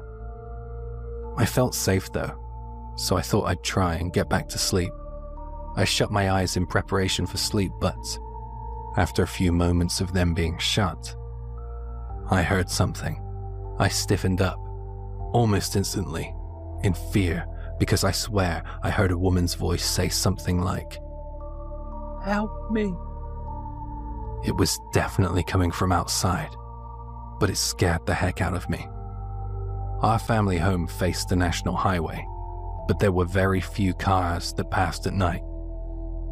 It sounded like the voice was coming from right outside, in that direction. Nowadays, a lot of apartments have been built in that area, and new neighborhoods have sprung up. Along with that, there are convenience stores, family restaurants, all sorts. So at night, there are a lot of people on the streets passing by, so street noise is perfectly normal. But back then, the nights were real quiet. There was hardly any street noise or people walking around in my area late at night. So you can imagine how freaky it was to hear someone say, "Help me," so late at night. It wasn't just a one-off. I heard that same woman's voice asking for help multiple times. She was saying it over and over again. I thought it sounded like she was in our garden. Something about her voice terrified me, but not as much as the proximity of that voice. You see, right outside the room we were all sleeping in was our garden. If I was to open the sliding door, all I would have to do was walk down the narrow and short hallway, and I would be at the door to the garden. So what I'm getting at is, the voice sounded very, very close. I was so frightened by the sound of this strange voice calling out for help, but not fully committing to it. It sounded somewhat disingenuous and somehow lethargic. It just lacked the urgency of a true call for help. And I think I was able to understand that, even at that age. Still, that call for help troubled me. It was frightening beyond belief. What was out in our garden? I shut my eyes and put my hands to my ears, but for some reason, I could still hear calls for help, even with my fingers jammed in my ears. After a while, the voice kind of just disappeared. It faded away.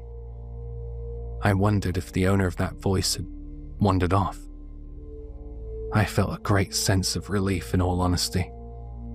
But there was a feeling of fear that hadn't left me yet, a sense of unease. I felt, I don't know, but perhaps it was like the calm before the storm. So I decided to try and wake my dad up. He was sleeping next to me, so I gave him a couple of nudges.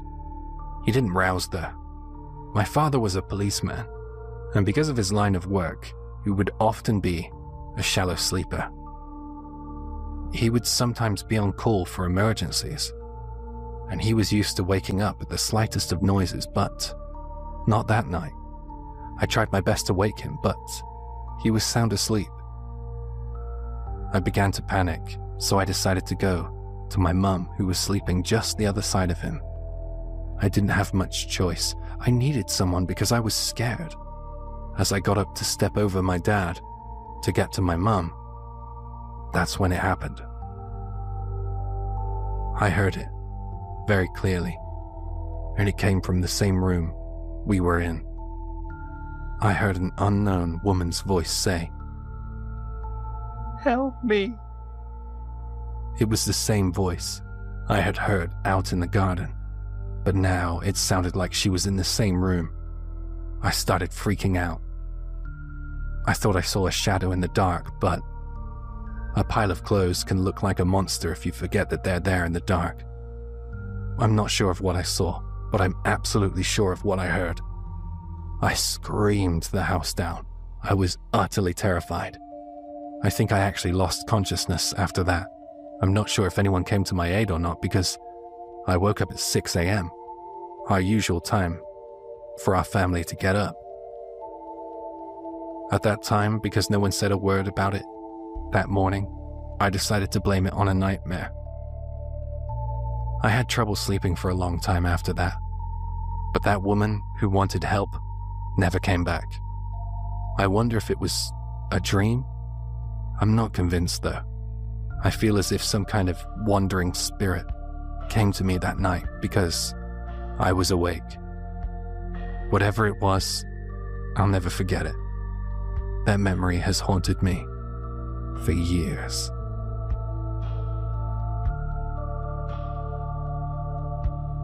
This all happened when I was living in a dingy old flat in Nakameguro during my first year as a working adult. Back then I was determined to save money. I wasn't making much in my entry-level job, so I had to pick a flat that was within my limited budget. I found a cheap, worn-down place that had clearly seen better days. It was a 1DK, a single room with a tiny dining room kitchen in a 20-year-old building. The bathroom was practically a cubbyhole, a cramped unit bath with barely enough room to turn around in. The walls were so paper-thin that you could hear everything the neighbors were doing. I'm talking about every little sound. If the guy next door sneezed, I'd hear it. When their phone vibrated, it felt like the walls themselves were trembling. I didn't mind too much. After all, I was out most of the day working. I'd come back only to eat, shower, and catch up on sleep.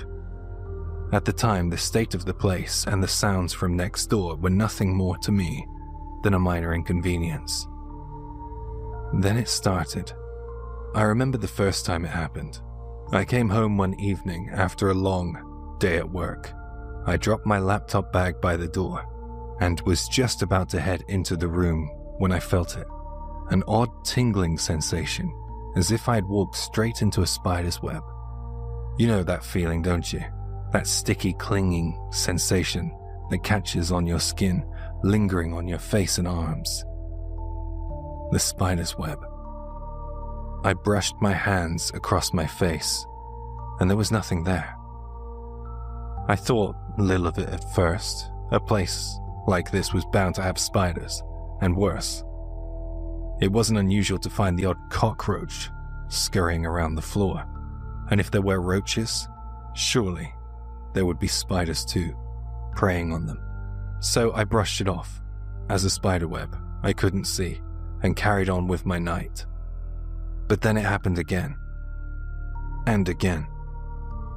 Every time I came home from work, I felt that strange sensation, like invisible threads clinging to my face. I would stop in my tracks, frantically swiping the air around me, convinced there must be a web. And I hated spiders. But I could never find anything. No web, no spider, nothing. After a while, the sensation became more persistent, more deliberate. It wasn't just brushing against my skin anymore. It felt like something was deliberately touching me, caressing my skin, something unseen. I started feeling it almost every time I stepped through the door, and with that, the air inside my flat felt somehow different, heavier, like it was pressing down on me, suffocating. The once harmless feeling of walking into a web had become something sinister, something that made the hairs on the back of my neck stand on end. Eventually, I had had enough. I tore through the flat, searching every corner, every crevice for a nest, for spiders, or anything that could explain what was happening. I left no stone unturned, checked every inch of the walls, the ceiling, even behind the fridge. But there were no webs, no spiders, just me alone with a gnawing sense that something was wrong. I did find a cockroach though, and I killed it on the spot. I considered the idea that it could be strands of my hair blown by the wind when I opened the door. My hair was long enough to brush my ears, so maybe I was just being paranoid. Feeling stray strands tickling my face. But no, that didn't really explain it. I checked the mirror, carefully examining for loose hairs, also my hair, after I had a bath or a shower to see if I was losing it. But I realized that the sensation wasn't from my own hair. It was different, and worse, it was getting stronger. The next evening, as soon as I stepped inside, I felt it again. But this time, it wasn't just a brief touch. It was like something invisible was wrapping around my face, sliding down my cheek, as if trying to get my attention. A deep sense of dread settled over me, and I couldn't shake the feeling that something unseen was watching me. Waiting. Weeks passed with the same eerie occurrences. Then one day, in a desperate attempt to take my mind off of the flat's suffocating atmosphere, I invited two of my colleagues, let's just call them A and B, over for drinks. The mood at work had been tense, and a few beers and some casual conversation seemed like a good way to unwind. As we chatted about our living situations, I made the mistake of mentioning my flat's dilapidated state. "You wouldn't believe how run down my place is," I said, half joking, not realizing what those words would set in motion. To my surprise, A and B seemed intrigued, to say the least. They were saying things like, "We gotta see this place," and they insisted. And before I knew it, we were stopping by a convenience store to pick up some drinks and snacks, and then heading back to my flat. When we arrived, I saw A's eyes widen with surprise. "It's even worse than I expected," he said, laughing, clearly amused by the sorry state of the building. It kind of annoyed me, so I gave him a playful shove and said, "Shut up." I unlocked the door and I invited them inside. But as I held the door open, I noticed B standing there, frozen, his eyes locked on the entrance to my flat. He wasn't just staring though. He was completely spaced out, as if something had shocked him. So I say, "B, you coming in or what?" And he barely responds. Yeah?" His voice hollow. He walked in slowly, like he was stepping into something unpleasant. I thought he might have been drunk already, but we hadn't even started drinking yet. "Are you alright?" I said, giving him a concerned look. His eyes darted around the room nervously before he forced a weak smile and said, "Yeah, I'm fine." But there was something off about him. His movements were stiff, awkward, like he was trying to keep his balance, like something was bothering him.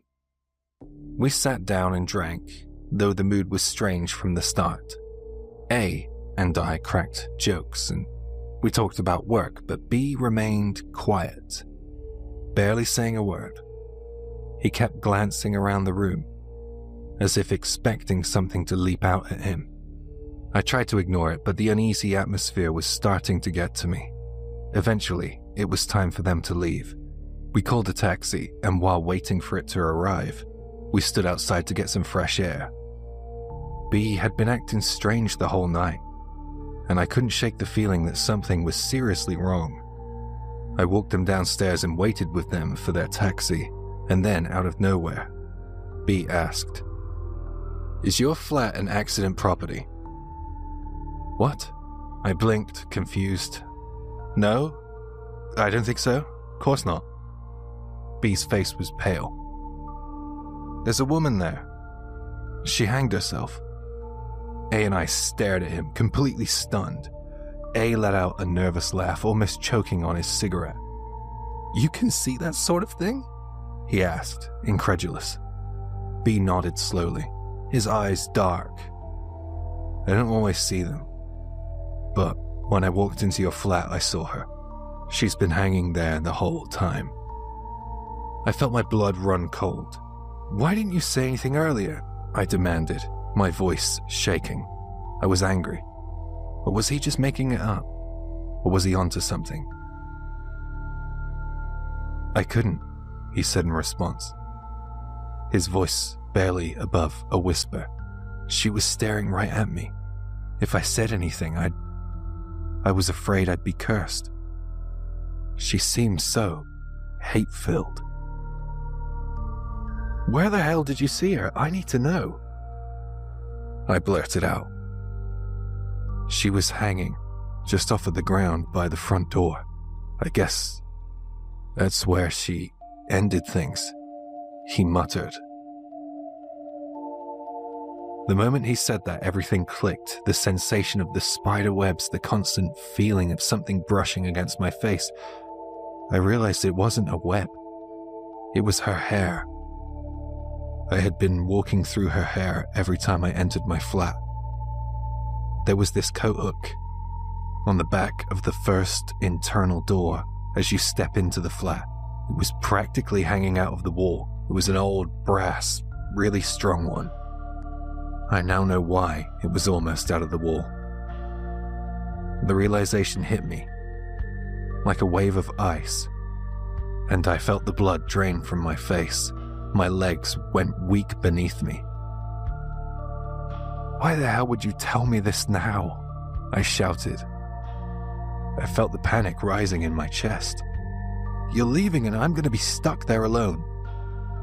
But before they could respond, the taxi pulled up. A gave a sympathetic smile. "Good luck with that," he said, as if it was some joke. And while B raised his hand in apology, they both climbed into the cab and drove off, leaving me alone with my thoughts. I didn't waste any time. I grabbed the essentials and I fled to a nearby all-night manga cafe. I spent the night there. From that moment on, I knew I couldn't bring myself to sleep in that flat again.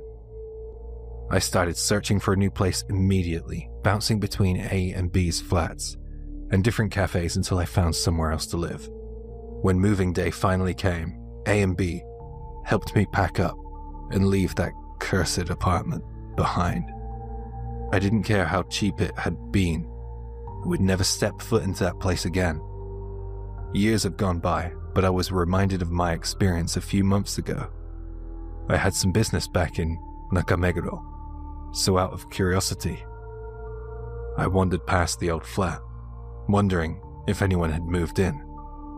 The building still stood, still as decrepit as ever, but I noticed an umbrella propped outside the door of the apartment I used to live in. Someone was living there now. I wonder if they've felt it yet, the spider's web, or if they've seen her. But none of that's my concern anymore, is it?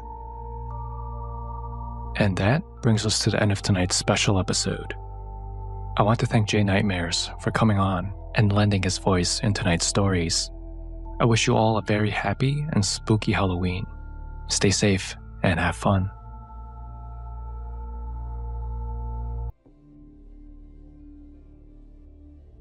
Hey everyone, welcome back to another episode of Hong Kong Horror. I'm your narrator, Simon. Did any of you ever pull pranks when you were kids? I know I did. When I was in the 2nd grade, my neighbors and I would ride our bikes around the neighborhood playing Ding Dong Ditch. We dared each other to ring random doorbells and then pedal away as fast as we could before anyone came out. It was all laughs, that rush of adrenaline, the fear of being caught, until we actually did get caught. The homeowner burst out the door, yelling at us to go home. There are a lot of harmless pranks that kids still pull, even today. But sometimes, you really have to be careful, because some pranks, if you cross the line, can change everything. Tonight's story is a well-known one across Asia. It's been told in a few different versions over the years, but the message is always the same: a prank that went horribly wrong. And after the story, as always, we'll break it down together. I'll show what I personally think happened from a Chinese cultural perspective. So turn on the lights, get comfy, and let's dive right into this one. Also, one more note.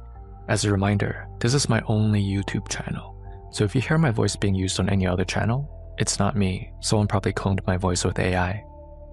I only narrate on this YouTube channel, and occasionally I do collaborations with other YouTubers. This next story was shared by a man in Hong Kong. Let's call him Agit. This happened many years ago, back when cell phones were still brand new, and only a few people actually had one. Most folks still relied on landlines, or the old public payphones you would see on the street corners. Back then, Agit was just your typical high school kid, definitely not the studious type.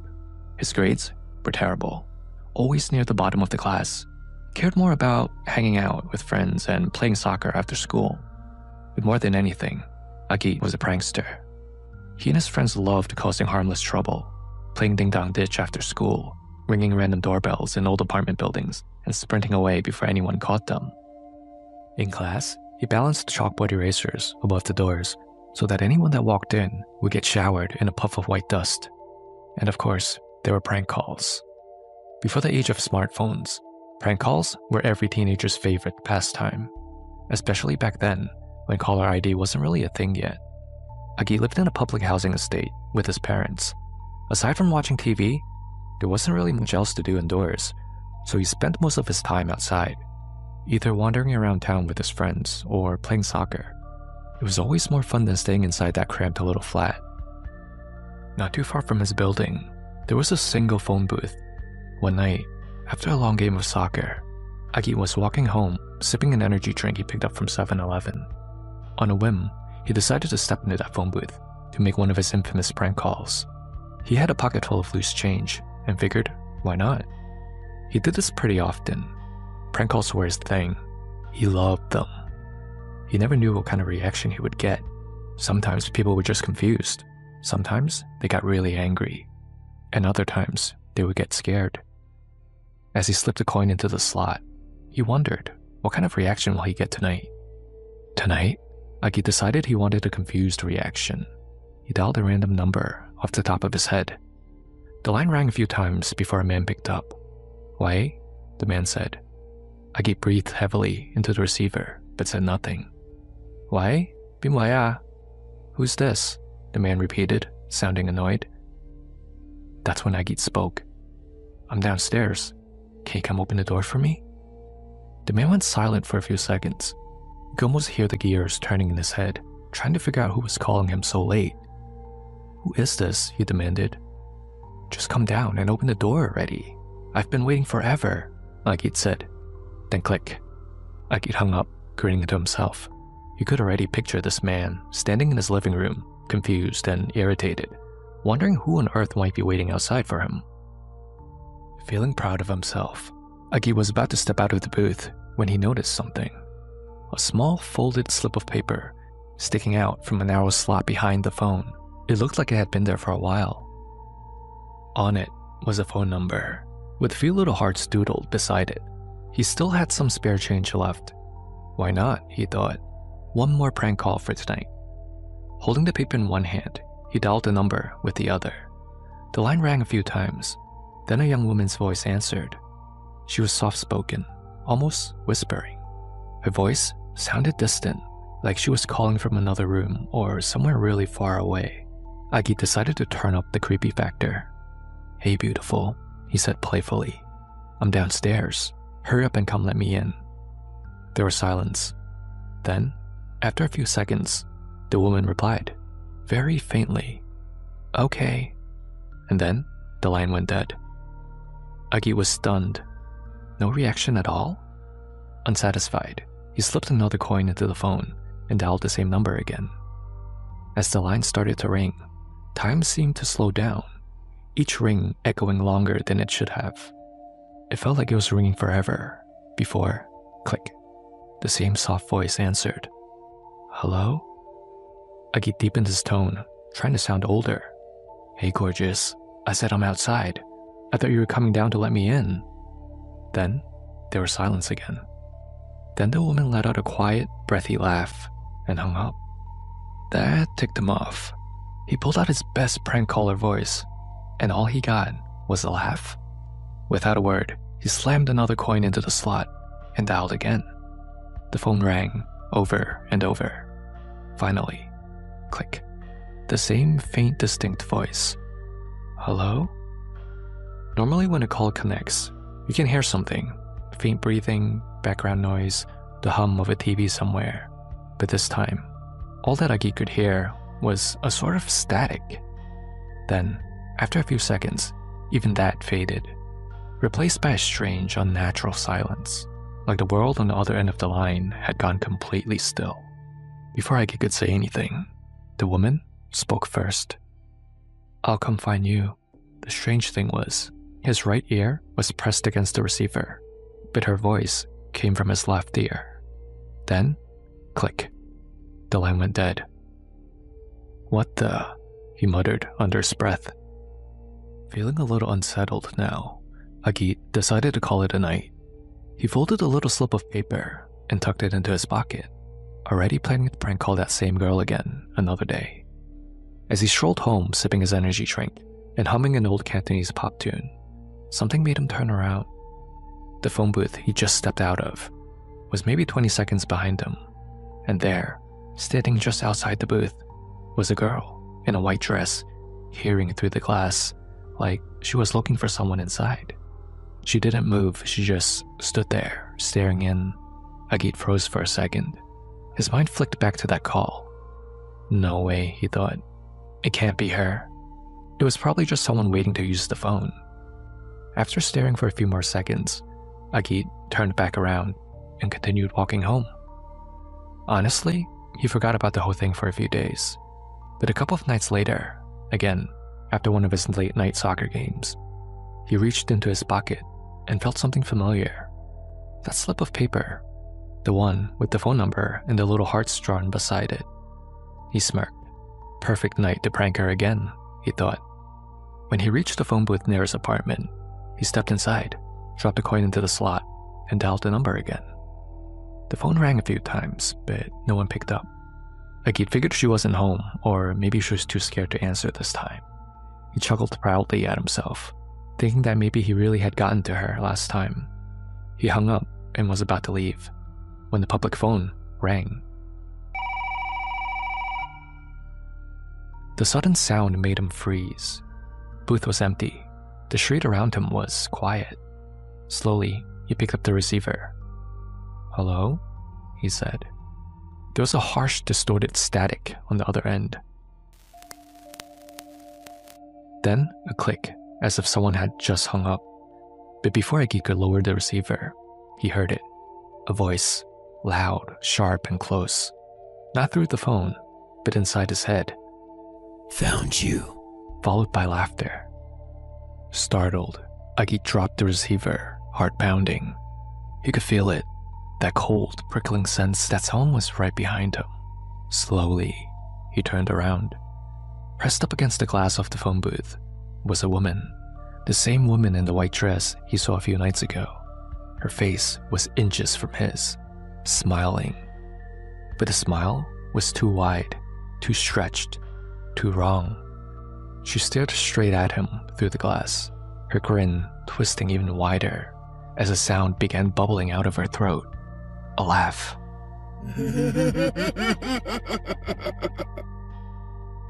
Agit stumbled backwards and fell to the ground. Terrified, he scrambled out of the phone booth, crawling at first, then running for his life. He didn't dare look back. What if she's chasing me, he thought. His legs burned as he sprinted toward home, his mind repeating over and over, this isn't real. This can't be real. I'm dreaming. I have to be dreaming. The whole incident shook him so badly that he swore off prank calls altogether. But it wasn't over. It was only the beginning of a string of strange events that would haunt him for months. One night, after another late-night soccer game, Agit was walking home as usual when he reached the familiar street corner. he saw the phone booth again. His chest tightened. Memories of that night flashed through his head. Her face against that glass, that awful grin. He forced himself to look away and quickened his pace. That's when he heard it. Footsteps. Short, deliberate, following right behind him. He spun around quickly, but the street was empty. No one was there. He turned back and kept walking, trying to calm down. But the footsteps started again, matching his pace exactly. When he stopped, they stopped. When he walked, they followed. Now, terrified, Agit broke into a brisk walk, then a jog. And the phantom steps quickened with his, growing louder, closer. Finally, he couldn't take it anymore. He ran, sprinting down the street, heart pounding. He darted across the road toward his apartment building, not noticing a car turning the corner. Tires screeched. The driver slammed on the brakes just in time as Agit stumbled backwards and fell hard onto the street. The driver jumped out, furious. "Are you crazy? Playing tag with your girlfriend this late at night? You're gonna get yourself killed." The driver threw out a few Cantonese curses at Agit before getting back into his car and speeding off. Agit sat there, trembling. His knees were scraped, but otherwise he was fine. What wasn't fine was what the driver had said. Playing tag with your girlfriend? Agit slowly turned his head. There was no one there. He had been walking home completely alone. Things only got stranger as the days went by. Agit began seeing things that weren't really there. When he showered, sometimes he caught a faint outline of a figure standing just outside the curtain. But every time he pulled it back, no one. In his living room, the little nightlight that turned on with motion began flickering randomly throughout the night, even when the air was still and no one was near it. And then came the nightmares. Night after night, Agit dreamed of that phone booth, the same scene replaying again and again. The woman in the white dress, her face pressed against the glass, whispering the same words each time. "Give it back. It doesn't belong to you." Agit had no idea what she meant, but every time he woke up drenched in sweat, heart racing. His health began to decline. He caught colds constantly, and his body ached all the time. When he played soccer, he would trip, twist his ankle, get injured in ways he'd never used to. It felt like everything in his life was starting to fall apart. One night, after school, he rode his bike to a nearby herbal tea shop, one of those old school Leungta places, to pick up some medicine for his parents. The shop owner, an older auntie, known for chatting with all her customers, smiled as she handed him the herbs. "Such a good son," she said, "coming all this way to buy medicine for your parents."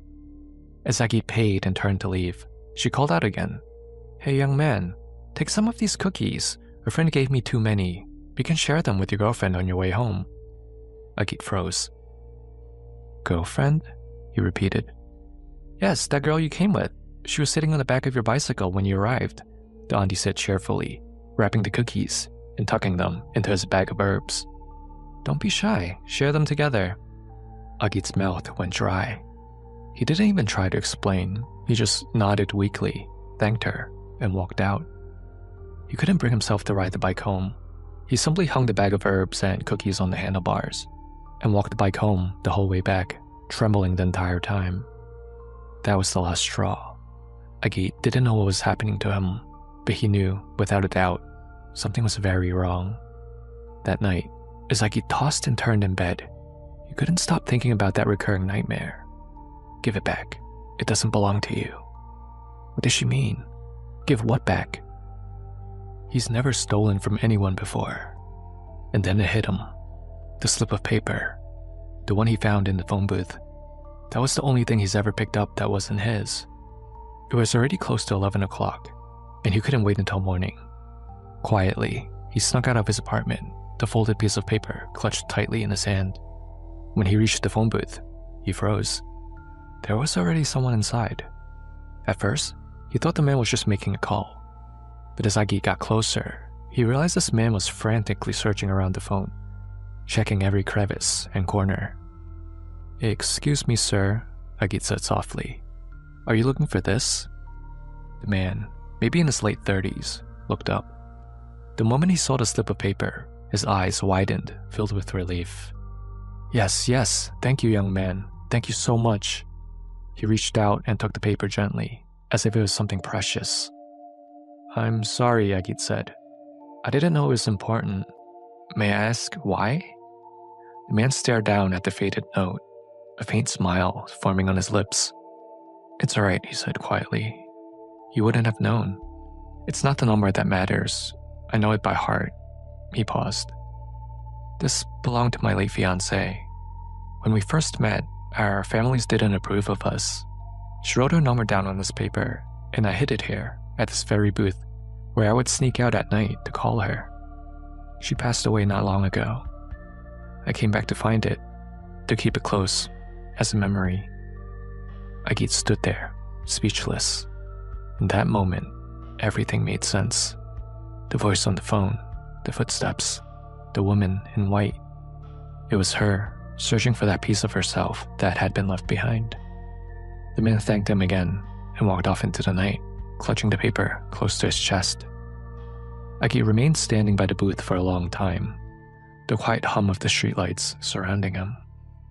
From that night on, the nightmares stopped. The motion light in his living room stayed still. The strange sickness faded away. And Agit never, ever made a prank call again. So, Hong Kong horror fans, what do you think happened here to Agit? Please pause the video here and let me know what you think in the comments below. Alright, so what do I think happened here in this incident? Let's break it down together from a Chinese cultural point of view. In Chinese belief, objects carry spiritual resonance, what we call Linghei, something deeply tied to emotion, like that slip of paper with the lover's handwriting, can retain part of the person's energy even after death, especially if the person passed away suddenly or with unfinished longing. The energy doesn't fully cross over. When Agit picked up that slip of paper, he wasn't just taking a note. He had unknowingly taken possession of a spiritual link between two souls, the man and his late fiancée. To her spirit, it felt like someone had stolen a piece of her connection to the mortal world. That's why she kept saying, "Give it back." The misfortunes that followed, Agit's health declining, the accidents, the constant nightmares, all fall under what elders would call soiwon, a run of bad luck brought on by disturbing the dead. It's believed that when a living person interferes with something belonging to the spirit world, their yang energy weakens, letting yin entities draw near. But notice, once you return the paper to its rightful owner, everything stopped. In Cantonese culture, that's known as wan mat wan wan, returning the object, returning the soul. When balance is restored, the spirit can finally rest, and the living person's luck returns. So in the end, Agit wasn't cursed for being cruel. He was punished for being careless. A prank that seemed harmless crossed the boundary between the living and the dead. And that's something our ancestors always warned us about. 玩得太過火會惹靈上身. When you play too far, the spirits might start playing back. In Chinese culture, the act of calling someone carries a symbolic weight. The phone itself is seen as a kind of channel, a line that connects two spaces. When you speak through it, your voice and intent travel through invisible currents, what older generations might call yin pathways. That's why we sometimes say, don't answer strange calls at midnight. The belief is that certain hours, especially between 11 p.m. and 3 a.m., are when yin energy is strongest. When Agit dialed that number, he wasn't just dialing the phone. He was unknowingly reactivating a spiritual link that belonged to someone else. That slip of paper he found in the booth wasn't an ordinary scrap. It was a token of attachment, an emotional anchor left by the woman and her fiancé. In life, that number represented their connection. In death, it became a bridge that still tied her spirit to this world. The moment he dialed it, it could be very possible that his voice became the first living one to call her again. To her restless spirit, that sound was a summons. Think of it as lighting an incense in the wrong place. You might not mean harm, but you still invited something that remembers the scent. By calling her number, he opened the door for her to find him. And when she said, "I'll come find you," it wasn't metaphorical, it was literal. The prank call also mirrors a core Chinese superstition. Don't mock the unseen. When you speak playfully about spirits or pretend to interact with them, boundary between jest and invitation blurs. The spirit world doesn't always understand humor. It responds to intent and sound. So to the woman's lingering soul, Agit's flirtatious, "I'm downstairs, come open the door," could have sounded like the voice of her lover calling her once more. That's why she appeared. She wasn't vengeful at first, she was simply answering. And when she realized the voice wasn't her fiancé, but a stranger playing a prank, her sorrow turned into rage and confusion. That's when her spirit began to cling to him, following him home, echoing in his dreams, demanding what was taken. This is what we call 接星沉人, seeking someone through a borrowed voice. It's when a ghost uses the voice or vibration of a living person to locate a connection it's lost. So the moment that Agit made that first prank call became the signal. He unknowingly carried her presence with him until he finally returned what was hers. Once he restored that slip of paper, the final physical link to her memory, the balance was restored. The spirit no longer had to search. And that's why all the hauntings stopped. So the next time you pass by a ringing payphone late at night, maybe just keep walking. You never know who might be on the other line, still waiting for a call that was never meant for you.